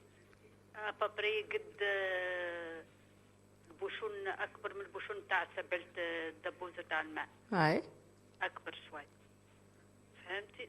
تصريها بخيط طويل بالكدا وبعديك تعمليها بعد حاشاك ما تجيك لي غاكي بعد العادة الشهرية. بعد ما عادة الشهرية وهذا بعد ما تكملي عادة الشهرية تعملها وتدوشي. وهذه مجربينها مجربينها فهمتي؟ حاشاك وحاشا قدرك، بعد صار الهابط معك شيء خايب خلاص من المرأة. وبعد الدوشي وتقصدي ربي قال شو اسمع مع راجلك ولا مع خطيبك ولا شيبا مع فهمتي؟ قدرة ربي يطلع لك الشهر الصحيح. باهي مشكورة منيا. وعندك ثاني عندك حاجة أخرى، عندك تاع هي في الجزائر تبيع لك طريق فما واحدة هذوما عادات متوارثينهم يعني على جدود منيا ولا كيف؟ اي على جدود، على جدود، وانا الاولى استعملته. باهي داكوغ. مشكورة منيا، يعطيك الصحة، شكرا لك، الله يخليك، سلامة. Donc Monia a partagé un petit rituel qui font les grands-mères avant avec des raisins secs, de l'huile d'olive. T'as déjà essayé? Ça me dit quelque chose, oui. Mon ex-mari était franco-tunisien, donc les personnes que je suis allée voir dans le désert, c'était en Tunisie. D'accord. Et il y avait des rituels comme ça à faire. Et t'as tout essayé sans poser des questions? Alors j'ai posé des questions, mais les sorcières ne répondent pas toujours. Les chamans encore moins, les médecins non plus. Ouais. T'es partie en Espagne aussi. Alors en Espagne, parce qu'en fait, la législation est différente et mon dernier gynécologue en France était espagnol et me disait, mais tu sais, tu peux continuer encore en Espagne jusqu'à 55 ans, on aide les femmes à être maman. Et puis il y a beaucoup de cliniques spécialistes de la fertilité en Espagne avec des examens plus poussés. Et puis à partir de 43 ans, en France, les traitements ne sont plus pris en charge par la sécurité sociale et c'est extrêmement cher. Alors, on parle un petit peu de comment on traite les patientes dans le parcours de PMA. Parce que apparemment c'est... Comment on traite, je ne sais pas, mais en tout cas moi ce que j'ai vécu. Oui, mais parce que j'ai eu un retour en fait sur la prise en charge, comment on explique les choses, la froideur, il y a un manque de compréhensivité, oui. Manque d'écoute, compassion aussi. Alors, empathie. C'est pas spécialement sur l'infertilité. J'ai des connaissances qui ont des cancers, des choses comme ça, qui vivent le même genre de choses. Et pardon, mais pour les médecins, mais ça manque d'empathie clairement. C'est-à-dire que je me souviens d'un premier examen gynécologique avec une femme et qui m'a dit, à peine elle m'avait auscultée, elle m'a dit, on vous a dit que vous auriez jamais d'enfant. Ça faisait pas 2 ans que j'essayais. Je ne sais pas d'où ça sortait, sa phrase. Moi, il se trouve que c'était prémonitoire et qu'elle avait raison. Mais moi, je suis ressortie de là en larmes, en fait. En me disant, pourquoi ? Qu'est-ce qui se passe ? Et puis après, oui, il n'y a pas de douceur, il n'y a pas d'écoute, il n'y a pas de chaleur. On est un dossier, en fait. On est un cas. C'est ce qu'on m'a dit ce matin. On m'a dit, on a l'impression d'être un numéro. C'est ça. Et comme des bétails, en fait, on passe l'un vers l'autre. Et puis on va te dire, c'est pas grave, si vous n'avez pas d'enfant, vous n'en aurez pas, puis vous ferez autre chose dans la vie. Oui. J'ai envie d'avoir un enfant. Mais ça m'est arrivé de demander à l'un de ces médecins de dire, vous avez des enfants, vous ? Oui, j'en ai. Et que serait votre vie sans eux ? Je dis pas qu'elle serait mieux ou moins bien. Elle serait différente. Et un désir, ça ne se discute pas, en fait. Comme tout à l'heure, on disait, tu as le droit de ne pas vouloir d'enfant, et ça ne se discute pas. Il n'y a pas un désir qui est meilleur qu'un autre. C'est juste, merde, quand j'ai un désir et que je mets tout en œuvre pour l'avoir, et que a priori, tout est là pour l'avoir, c'est comme si tu avais un truc, il est là, et c'est trop court, en fait. Tu essaies de passer, de faire le tour de la table, tu n'y arrives pas. Et au bout d'un moment, oui, tu es en colère. Et quand on te dit... Surtout que tu veux que ça. Oui, en plus du reste. Moi, oui, mais surtout ça. Je voulais tout. J'étais peut-être trop exigeante. Mais... Non, c'était légitime. Voilà. Pourquoi j'ai pas le droit ? Pourquoi moi ? Alors, il y a cette culpabilité. Tu te dis, qu'est-ce que j'ai fait de mal ? Ah oui, j'ai peut-être pas été une bonne petite fille, finalement. Malgré tout ce que tu as subi, tu as l'impression d'être une... C'est ce que je me disais. Tu n'étais pas une bonne fille. Je cherchais... Pourquoi j'ai pas le droit ? Il y a Thaïs qui veut poser une question. Allez-y, Alors, Thaïs. Je suis désolée. Tu peux lever juste un petit peu le micro. Voilà, merci. Je suis désolée si c'est mal formulé. Oui. Mais je peux te tutoyer ? Bien sûr. Mais est-ce que tu t'es déjà dit que inconsciemment, ton cerveau... ton corps te bloquait en faisant des enfants parce que vu que c'est un traumatisme intergénérationnel et que ça se répète, je sais pas si tu as compris ma question. Oui, mais en plus, j'ai pas répondu à ta question tout à l'heure. C'est-à-dire qu'à un moment donné, quand j'ai cherché au-delà de tout ce que j'ai pu essayer de mettre en place à travers la planète, je me suis dit, mais peut-être qu'en fait, c'est mieux que je n'ai pas d'enfant parce que peut-être que j'aurais été comme ma maman. Peut-être que j'aurais été pire, en fait. Et ça m'est déjà arrivé de me mettre en colère très fort. Et je me dis, mais peut-être que j'aurais été capable de quelque chose de terrible à ce moment-là. Donc peut-être que... Voilà, c'est des peut-être, j'ai pas la réponse. Oui, avec des mais on fait le monde. Voilà, mais c'est des questions que je me suis posées en me disant, peut-être que la vie, ou Dieu, ou qui on veut, l'univers, a décidé qu'il valait mieux que j'ai pas d'enfant parce que... Après, c'est une je sais pas. T'as une question Non, c'était pour savoir ça. Je voulais savoir ton avis par rapport à ça. C'est ça. Puis oui, puis il y a un traumatisme. Je veux dire, un inceste, un viol, parce qu'il y a eu viol aussi, plus tard. C'est par l'endroit où on fait des enfants. Oui. Donc c'est comme si on avait fracturé une porte et que c'était difficile après de passer par cette porte-là. Mhm. Et puis oui, en faisant des recherches, je me suis aperçue donc que maman avait été violée, que ma grand-mère avait été violée. Donc peut-être que c'était aussi pour couper Cette chaîne, le schéma. finalement. Ouais, Ouais. peut-être. Tout ça, c'est des peut-être. Mhm. Tu as parlé tout à l'heure de la culpabilité. Oui, la culpabilité ressentie, parce que voilà, les médecins aussi, il faut qu'ils trouvent eux aussi, ils veulent savoir pourquoi. Ils n'aiment pas infertilité inexpliquée, c'était dur pour eux de l'écrire. Et ah bah oui, mais vous êtes trop vieille. Ah bah oui, mais vous travaillez trop. Et le truc surtout, et là je pense qu'il y a beaucoup de personnes qui nous écoutent qui vont dire ah ouais, elle a raison, c'est il faut arrêter d'y penser. Séverine, il faut que tu lâches prise. Il ne faut pas y penser en fait. Alors, j'ai eu un petit échange avec j'espère qu'elle va intervenir en tout cas, j'espère qu'elle est à l'écoute, parce qu'aussi son témoignage il pourrait aider différentes femmes et personnes qui sont en train de vivre ce parcours, hein, en cours, en quête d'avoir un enfant. Mais je le dirai si elle ne le fait pas, mais j'espère qu'elle va intervenir en direct en tout cas. Elle disait déjà l'arrêter au bout d'1 an et demi, parce que c'était fatigant. Toi, tu as fait 8 ans quand même.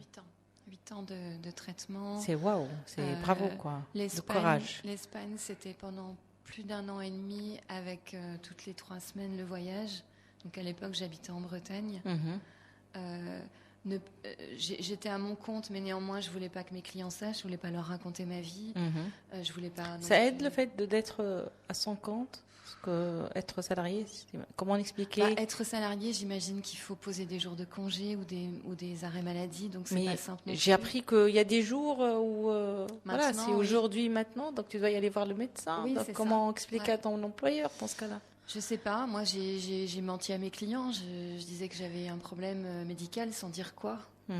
Parce qu'effectivement, tous les mois, il faut partir en Espagne, parce que c'est maintenant.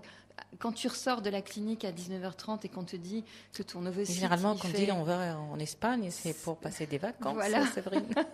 Je ne disais pas que j'allais forcément en Espagne, mais quand tu sors de chez le médecin et qu'il te dit ton ovocyte, il est à, je sais plus, 24 ou 26 mm, c'est maintenant, il faut y aller, il faut faire l'injection... tu fais tes valises et le lendemain, tu es dans la voiture. Donc là, tu es salarié, il faut que tu appelles ton patron. Et tu penses pas? Faut pas y penser. Ouais. Quand tu as les piqûres tous les soirs, il faut pas y penser. Quand tu prends ta température tous les matins avant de poser un pied par terre, faut pas y penser. Moi, j'avais une espèce de phobie d'aller faire pipi à un moment donné parce que j'avais peur qu'il y ait du sang. Et mon corps, il a énormément saigné. Avant ça, pendant ça, après ça. Une fois que j'ai arrêté c'est le corps qui pleure autrement, je pense. Peut-être. Mon corps, il m'en a fait des belles. Hein. Quand j'ai arrêté le parcours PMA, que donc mon ex-mari et moi on s'est séparés pendant un an, plus de 365 jours, j'ai perdu du sang tous les jours, vraiment. Et puis après, je suis tombée enceinte. D'accord. Hein, je suis tombée enceinte. Il y a 2 ans, 2 fois, alors que j'étais ménopausée. L'inexpliqué, quoi. Encore une fois. Gynécologue que j'ai vu, parce que voilà, enceinte à 50 ans, 49 ans, 50 ans, tu te poses la question aussi, tu te dis merde, c'est trop tard. Et le gynécologue que j'ai vu à ce moment-là m'a dit mais j'ai jamais vu ça, vous êtes un miracle, vous êtes ménopausée et enceinte, ça n'existe pas en fait. Techniquement, c'est pas possible, scientifiquement. C'est inexpliqué. Donc, le corps, il nous fait passer beaucoup de messages. Voilà, c'est certainement qu'il y a des choses à comprendre, mais moi, j'ai pas les réponses à tout et on n'a pas les réponses à tout. Mais voilà, il y a des surprises. Alors, pour moi, c'était trop tard, mais pour d'autres, ça peut arriver. Combien de Comment femmes tu l'as pris Parce que j'imagine, on te dit que tu es ménopausée. On perd cet espoir déjà dans notre tête, là, c'est fini. C'est le deuil. De toute façon, à ma séparation, c'était fini. Enfin, j'avais, je sais plus quel âge j'avais, 47 ans. Donc je me dis, ok, c'est le deuil, je ne serai jamais maman. Et c'est à ce moment-là que je commence à écrire, à prendre des notes pour extérioriser mes émotions. Et d'un coup, tu tombes enceinte. Comment après, tu l'as vécu C'est un bouleversement, j'imagine. Je C'est refais pas ma évident. vie. Je refais ma vie 2 ans et demi, 3 ans plus tard. Et puis je me dis que c'est pas la peine que je me protège, puisque de toute façon, après avoir eu du sang, mes règles, pendant tous les jours pendant 1 an, j'ai eu plus rien. Donc diagnostic ménopause. Ok, je me dis c'est pas la peine que je me protège. Je risque pas de tomber enceinte. Et puis un jour, je suis pas bien, je vais chez le médecin et mon médecin me dit ouais, ça me fait penser à cette femme qui voulait des enfants toute sa vie puis qui est tombée enceinte. Je me dis pourquoi elle me raconte ça? Donc je sors, je vais chercher un test de grossesse et mon compagnon rentre manger le midi et je lui dis je suis enceinte. Donc là, il a eu la meilleure des réponses. Il m'a dit on fait ce que tu veux. Si tu veux qu'on le garde, on le garde. Mais à 49 ans, presque 50, on réfléchit quand même. Quand il aura 20 ans, on aura 70 ans et voilà. Puis c'était pas le projet, puis voilà, puis il y a plein de questions qui se posent, mais bon. Et là, je consulte et le gynécologue me dit mais vous êtes ménopausée et enceinte, c'est incroyable ce truc. Et puis il se trouve que quand on est ménopausée, on va dire le petit nid intérieur n'est plus aussi accueillant que quand on a quelques années de moins, donc ça n'a pas tenu. Mais quelques mois plus tard, je retombe à nouveau enceinte. Donc en fait, je suis tombée enceinte 5 fois dans toute ma vie. On a un appel de Nadia. Bonjour Nadia. Bonjour. Bonjour. Bonjour. Nadia. Est-ce que vous m'entendez bien? Très bien. Très très bien. Super. Alors j'étais en train d'écouter, donc je suis la personne avec qui Nesrine a eu un échange ce matin. C'est ça. Merci d'avoir répondu Et j'étais à... à l'écoute, donc j'ai dit allez, j'appelle, Super. j'y vais. C'est parti. Donc déjà merci pour cette émission Nesrine et Séverine aussi. Merci pour d'en parler ouvertement, parce que c'est quand même pas évident, tout ce que vous avez vécu. Du coup, est-ce que Nesrine, tu voulais qu'on reparle de ce qu'on s'était dit ce matin? Comme tu le souhaites, oui, rapidement, voilà. T'as 7 minutes avant la veille. Ok. Alors, donc moi, je suis aussi, je côtoie beaucoup de personnes aussi qui sont dans ces parcours-là et qui ont des problèmes de fertilité. Et c'est vrai que c'est pas évident. On entend beaucoup de froideur, beaucoup de décalage. Les hommes en général ne sont même pas pris en considération dans tout ça. Alors Donc quand ça, tu dis ils ne sont pas pris en considération, c'est-à-dire... On leur demande jamais comment ils vont, comment ça va, comment ils vivent les choses. Voilà, ils sont juste là pour donner la petite graine et puis après, ciao. On n'en tient plus compte, on se fiche complètement de savoir comment ça va. Déjà que pour les femmes, c'est un petit peu, c'est vraiment, faut pas rentrer dans les détails quand on demande si ça va, faut juste dire oui, ça va. Mais alors les hommes, c'est vraiment de l'ignorance, quoi. Donc du coup, effectivement, c'est compliqué que ça fonctionne en fait. Au bout d'un moment, moi je trouve que c'est quand même assez... Et comment voulez-vous ne pas vous sentir coupable quand on est traité comme ça? Effectivement, vous avez raison. Quand on nous dit ça va, voilà, ça va, oui, tu es obligé de dire oui, parce que sinon, si tu dis non, ça va pas, oui, mais il faut pas trop y penser, oui, mais c'est pas grave, oui, mais... C'est ça. Donc au bout d'un moment, tu dis oui, il faut pas trop ça y va penser, super. Mais il faut faire ses piqûres à tel jour du cycle, mais il faut commencer le traitement à tel jour du cycle. Donc pour pas y penser, c'est un peu compliqué. Il faudrait avoir 2 cerveaux. Exactement, donc c'est vrai que c'est pas évident, mais malheureusement j'ai l'impression qu'on est de plus en plus jeunes, les gens sont confrontés à ces problèmes-là.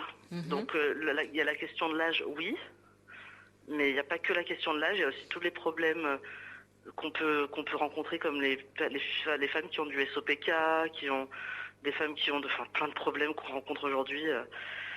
Des filles même qui n'ont même pas de règles pendant 6 mois. Endométriose aussi. Endométriose, syndrome polycystique. L'endométriose, exactement. Voilà, il y a pas mal de choses.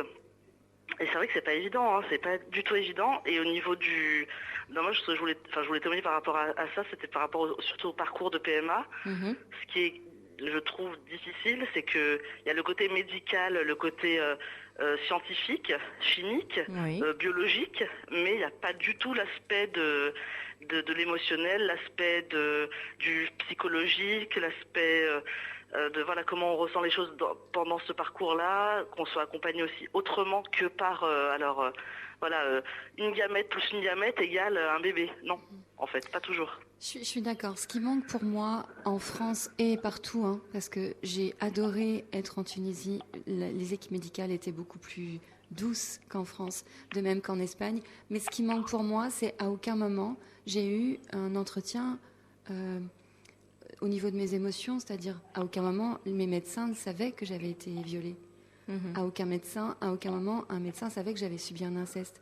À aucun moment, on m'a dit, mais est-ce que vous avez vraiment envie d'avoir un enfant? Alors, est-ce parce qu'on t'a pas posé la question ou parce que t'as pas senti obligé d'en parler? Parce qu'on m'a pas posé la question, mais on devrait avoir une prise en charge globale. Ouais. Aujourd'hui, dans le métier que je fais, je vais poser des questions aux gens, dire, mais tu vois, il y a un monsieur qui est venu me voir cette semaine en me disant, j'arrive pas à me mettre au sport. Je dis, oui, mais si vous vous mettiez au sport, ça changerait quoi?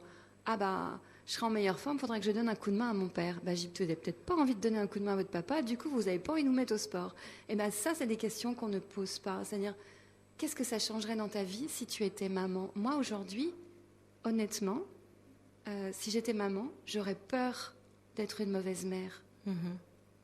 Alors peut-être que j'aurais été maman, mais si c'était pour vivre avec la peur de mal faire, bah, peut-être qu'il valait mieux que je ne le sois pas. Et peut-être que si un psychologue ou je sais pas, un thérapeute m'avait posé la question, peut-être qu'on aurait débloqué un truc et peut-être qu'il m'aurait rassurée en me disant, mais si, Séverine, tu peux être une bonne maman, tu vois, le lapsus. Encore aujourd'hui, avec mes belles-filles, des fois j'ai peur de mal faire. Donc peut-être que c'était ça qu'il fallait débloquer. Je te rassure que c'est pas le cas. Oui. C'est possible, hein, possible. C'est vrai qu'il y a des choses, en tout cas quand on est en face des professionnels de santé, de toute façon, il n'y a pas le temps, on ne nous laisse pas le temps, il n'y a pas d'espace, c'est-à-dire la consultation, elle dure un certain temps. Déjà, quand on arrive au cabinet, il y a un certain nombre de personnes qui attendent en salle d'attente avec toi, donc tu sais que c'est très rapide, tu sors, tu payes tes 120 € ou tes 180 € ou je ne sais quoi, et tu t'en vas. Peu importe ce qu'on t'a annoncé avant, peu importe ce qui s'est passé avant. Des fois, tout à l'heure, on parlait de quand on est salarié. Quand on est salarié, on fait ça entre midi et 2, on fait ça vite fait à la pause, on arrive en retard au boulot le matin, et du coup, mais ça engendre du stress, il faut courir, du coup, on n'a même pas le temps d'intégrer que tiens, je viens d'avoir une insémination, il faut déjà courir dans le métro, parce que sinon, tu es en retard à ton poste à 14h. Sachant que tout ce que tu viens de décrire, ça peut impacter la grossesse, hein, le stress, Exactement. Et on te dit, mais il faut être zen, il faut pas y penser. Soyez zen. Essaye de lever le pied au travail, et quand tu dis donnez-moi un arrêt de travail pour au moins la semaine où on va faire tout ça, non, on donne pas d'arrêt de travail pour ça en fait. Oui, mais du coup moi je vais courir en fait toute la journée du coup. Et il n'y a pas d'arrêt pour ça, non. Il faut courir quand même tous les 2 jours. Dans d'autres pays c'est différent, on a une salle de repos où on a de la musique, le médecin était très confiant. Voilà, en France, on a un système médical qui un peu rigide, qui existe, mais voilà, quand tu décrivais ça, les boulettes. Parfois, il y a des boulettes. Aussi, tu es dans la salle d'attente entre une gamine de 17 ans qui va chercher une pilule et une femme qui est enceinte jusqu'aux yeux, et toi, c'est ça. Et toi, tu te dis, qu'est-ce que j'aimerais être à sa place. Oui. Et puis sans compter que des fois, ils se trompent de dossier. Donc ils viennent nous voir. Nadia, désolée de t'interrompre, je te mets en attente. On continue l'émission Bayni wa Baynakoum, il reste moins de 15 minutes à peu près, moins de 20 minutes à peu près. Donc on reste avec Nadia. Tu es toujours là? Oui, je suis toujours là. Bien, je te laisse finir alors. Je ne sais plus exactement où j'en étais. Je disais, oui, je parlais des petites erreurs, enfin des petites ou des grosses même, erreurs que pouvait commettre aussi le personnel médical, malheureusement. Et ça peut, moi je trouve que ça peut quand même créer des blocages, encore plus qu'il y en avait déjà au départ. Et voilà, moi ça m'est arrivé, donc voilà, je peux en parler clairement. C'est des erreurs de dossier. Tout simplement arriver en disant alors c'est votre dernier essai, alors que c'est la première fois qu'on vient. Ah mince. Et là on se dit comment ça, déjà que c'était stressant, mais alors en plus là on nous dit que c'est la dernière fois qu'on vient. Ah bon, c'est la dernière fois, mais comment ça se fait, qu'est-ce qui se passe? Mais vous n'êtes pas madame machin chose? Non, pas du tout. Et donc là on est là, vérifiez la pipette avant s'il vous plaît, parce que bon, quand même, ce serait dommage. Oui. C'est même super grave en fait, c'est même pas que dommage. Comment t'as vécu ça, Nadia? Eh ben, dès que c'est arrivé, je me suis dit, ça marchera pas. Ça y est, j'étais sortie du truc, c'était fini. Enfin, je me suis dit, c'est un coup pour rien, mais ça marchera pas, je suis plus dedans. J'ai même pas envie que ça marche parce que je sais même pas si ce qu'on va m'injecter c'est bien à moi. La confiance, Le doute, quoi. La confiance, elle était rompue en fait. Il y a les retards aussi, on attend pour une fille et puis en fait, je vous oublie. Un samedi matin, 4 couples en salle d'attente et puis pas de gynécologue. Et là, le grand qui essaie de la joindre, madame faisait son footing au parc de la Tête d'Or, donc elle nous avait oubliés. Et elle arrivait en basket, en machin, elle n'a même pas pris le temps au moins ne serait-ce que de faire semblant de se changer. Même si c'était par-dessus. Non, elle est venue avec son cycliste et ses baskets. On s'est demandé si elle s'était lavé les mains quand même ou pas. Voilà. Oui, alors même si l'erreur est humaine, on peut se dire, je suis pas On peut considérée, expliquer. quoi. Je suis pas... On tient pas compte de moi, je suis pas importante. Ouais, là quand même on se dit, elle se rend pas compte. Enfin, elle se rend pas compte. Peut-être qu'elle se rend compte, j'en sais rien. Mais là, en tout cas, ouais, on se dit, on est vraiment déçue.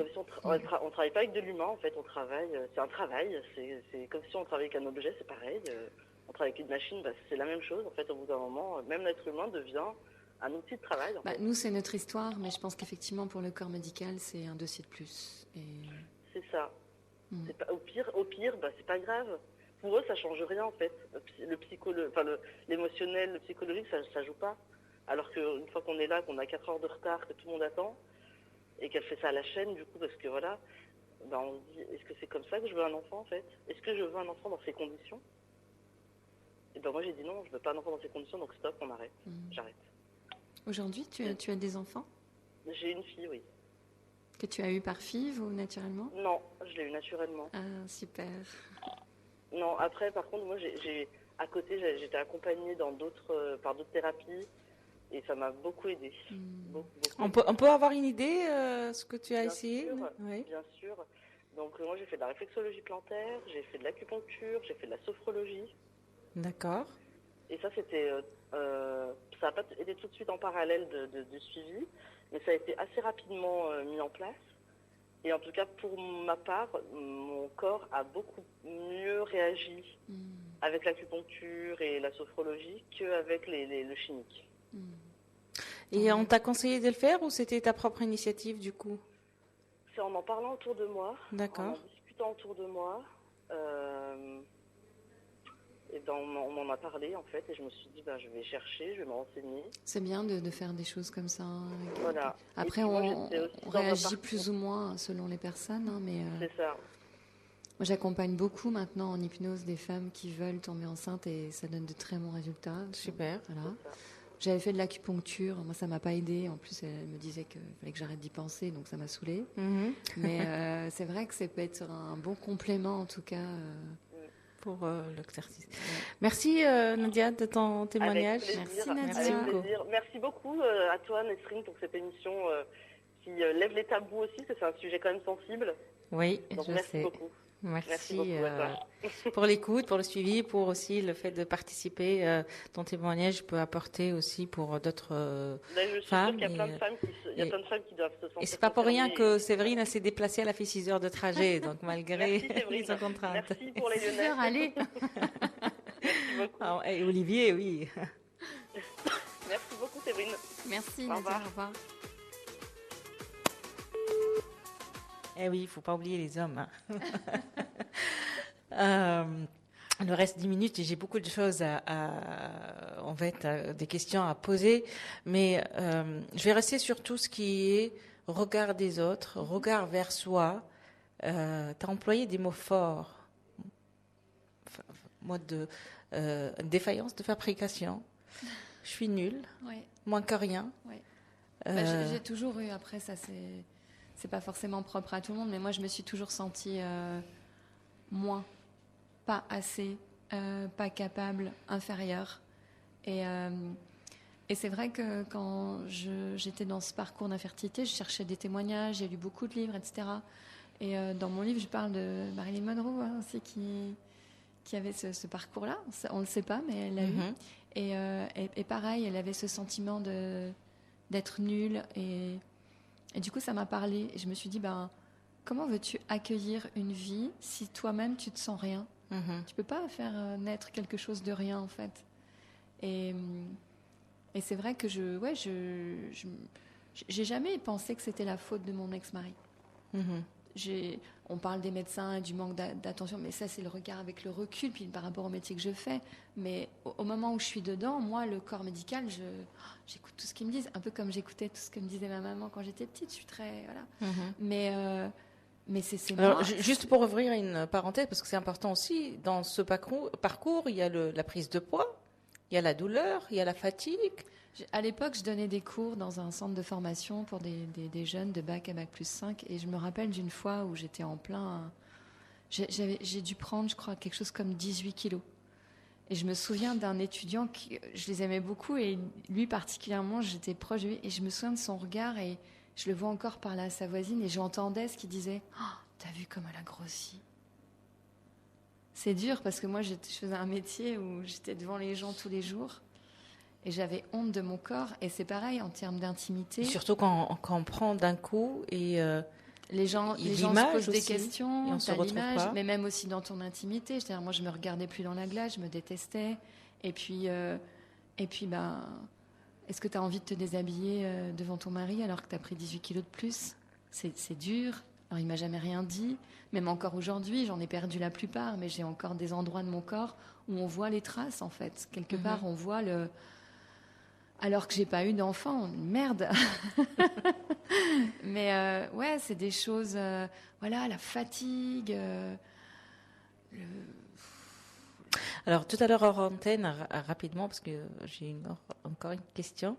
Une personne m'a dit, j'ai vécu à peu près la même chose, mais moi c'était ce sentiment d'incapacité, d'être nulle, parce que j'avais du mal à contrôler mon corps et on me reprochait surtout dans le milieu médical et mon entourage, parce que j'étais fertile, très fertile. Donc et c'était une souffrance, c'était pas évident. Oui, c'est l'inverse. C'est-à-dire, C'est l'inverse, j'ai déjà ouais. entendu ça. Oui, mais madame, faut arrêter quand même. J'ai déjà entendu ça. Mhm. Et je me souviens d'avoir échangé avec une femme dans une salle d'attente qui, voilà, elle me disait, vous êtes là pourquoi? Donc je lui explique. Puis souvent, je pleurais en plus. Et elle me dit, moi, en fait, c'est l'inverse de vous. Je tombe enceinte comme ça. Et c'est ma cousine aussi qui m'avait dit ça. Elle me dit, je comprends pas ce que tu vis parce que moi, je suis tombée enceinte, je sais même pas comment, presque trop facilement. Et voilà, c'est des témoignages où je me suis dit, mais en fait, qu'est-ce que tu veux y faire? C'est la vie qui décide que toi, tu auras des enfants, tu en auras plein, tu n'en auras pas. Toi, tu vas en avoir, mais tu vas le perdre. Enfin, et à un moment donné, c'est cette prise de conscience qui fait que soit tu t'arrêtes, t'abandonnes, comme j'ai failli le faire un jour, soit tu dis, non. Je suis là et je vais vivre et peu importe ce qui m'est arrivé. Et aujourd'hui, c'est mon choix en fait.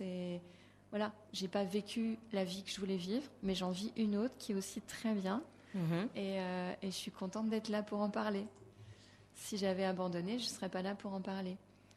Et tu as fait naître un livre, un beau livre, un j'ai beau fait naître témoignage. Et quand tu dis naître, c'est exactement ça. C'est une naissance. L'absence aujourd'hui disparue, présent encore. C'est comme une cicatrice, c'est là, mais ça te fait plus souffrir. Tant que c'est pas cicatrisé, que tu pleures, tant que tu peux pas en parler sans être en colère ou triste, c'est que c'est pas cicatrisé. Donc il y a plein de moyens aujourd'hui.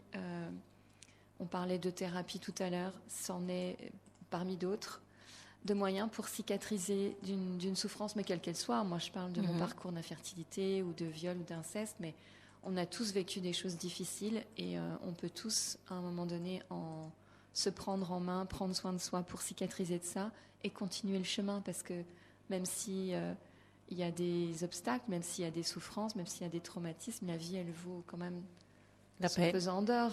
Elle vaut quand même d'être vécue, ne serait-ce que pour témoigner, comme Thaïs tout à l'heure ou comme les femmes qui ont appelé. Voilà, ça vaut le coup de se dire, on a vécu ça, mais hey, on est là et on peut partager, et on peut se prendre dans les bras, et on peut faire des belles rencontres. Oui, belle rencontre, voilà, j'avoue. Voilà, donc On a tous en Le nous chemin de cette résilience, force. il n'est pas évident, j'imagine. Non. L'écriture, c'était une thérapie aussi pour toi. Ouais, c'était une thérapie et puis plein de fois j'ai eu envie d'abandonner parce que ça fait retraverser des moments. qu'on n'a Abandonner pas le envie. livre, d'écrire Abandonner le livre. Ouais, d'accord. Ouais, j'ai plein de fois j'ai dit à mon éditrice non mais c'est bon, c'est trop dur, j'arrête. Je pleurais hein. Jusqu'aux dernières relectures, je pleurais encore. Je me dis c'est pas possible que tu pleures encore là-dessus. Mais si, mais en même temps, voilà, les larmes, elles nettoient, comme quand on met du produit sur une plaie pour que ça cicatrise plus vite. Mais les larmes, elles nettoient les souffrances intérieures. Et voilà, aujourd'hui, ce livre, je peux en parler, j'ai pas d'émotion et c'est plutôt un message d'espoir que je veux porter.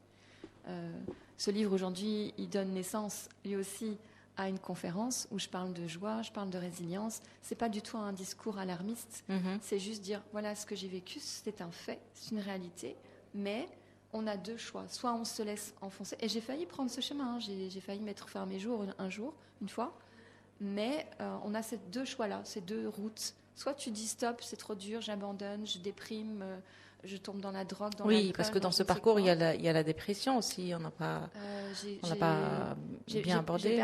J'ai perdu des amis dans ce parcours, hein, sur les forums. Et puis, à force de se croiser dans les salles d'attente, il y a des amitiés qui naissent aussi. Et puis, il y a 2 personnes dans mon entourage qui ont mis fin à leur jour. D'accord, ok. Un homme et une femme. Problème d'infertilité aussi. Pareil, ouais, c'était trop dur. Et ils ont fait un choix. Et puis il y a l'autre chemin qui dit c'est dur, mais on continue quand même en fait, parce qu'on est là, parce qu'on doit honorer la vie tout simplement et honorer aussi les personnes qui nous ont fait naître sur cette planète. Et c'est pas un choix facile non plus. C'est pas plus facile d'arrêter que de continuer. C'est juste peut-être.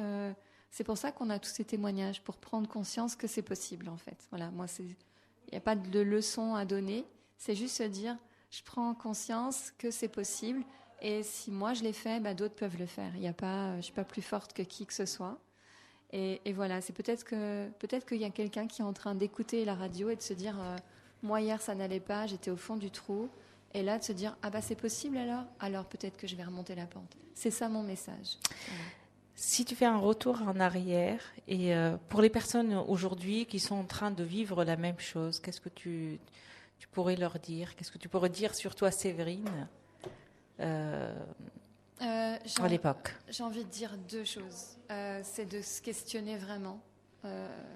Est-ce que j'ai vraiment envie d'être maman et pourquoi j'ai envie d'être maman? Ça, je pense que c'est un projet comme n'importe quel autre projet qui doit être questionné. C'est pas juste une évidence. Je suis une femme, je me marie.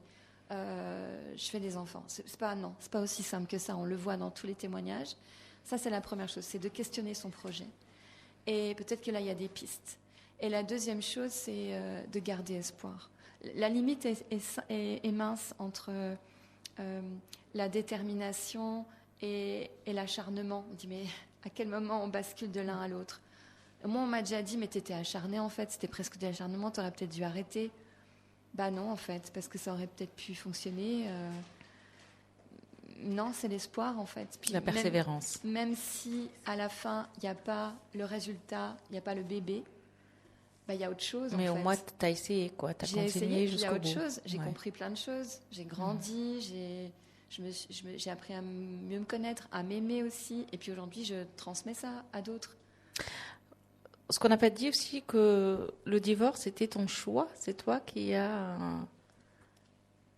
demandé à ton ex de... Alors en divorcer. fait, quand le médecin m'a dit « Séverine, on va arrêter parce que ma vie était en jeu il m'a dit « On ne peut pas continuer parce que là, tu risques d'y passer, en fait, vraiment. » Je suis allée voir mon ex-mari et je me suis agenouillée devant lui et je lui ai dit si tu veux vraiment des enfants, ce ne sera pas avec moi, je ne pourrai pas t'en donner. Donc je te rends ta liberté. Pourquoi j'ai fait ça? Parce que quand on aime quelqu'un, on veut le meilleur pour lui, même si ce n'est pas avec soi. Donc je lui ai dit, voilà, si tu veux vraiment des enfants de toi, ce ne sera pas avec moi. Et je te laisse choisir ce choix de rester avec moi pour une autre vie ou de me quitter pour avoir des enfants. Ton conférence, alors, a lieu quand, du coup? Alors, ma conférence, je peux la jouer partout. J'ai une première date qui sera en Alsace le 22 mars. Et mon projet, c'est de l'emmener un petit peu partout en France et pourquoi pas à l'étranger pour passer ce message de résilience que voilà, on a tous en nous cette force de surmonter n'importe quel obstacle et de se reconnecter à notre joie comme quand on était petit pour avancer et continuer la route. Merci encore pour ton courage, Nesrine. pour cette belle émission. Bon courage. Je continue à te suivre. Hein. On pourra te suivre aussi sur les réseaux sociaux, je crois. Oui, c'est ça je suis sur, qu'on peut je te suis sur retrouver. Instagram, Ouais. severinefa.coach ou sur Facebook. Et j'ai une chaîne YouTube aussi où je partage Super. des histoires pour créer des déclics de résilience. Merci encore. Merci à tous les auditeurs qui étaient à l'écoute, les personnes qui ont suivi le live aussi, à toutes les personnes qui ont participé avec nous. Je vous retrouve le dimanche entre 10h et midi, comme d'habitude, dans l'émission Salam Service. Au revoir.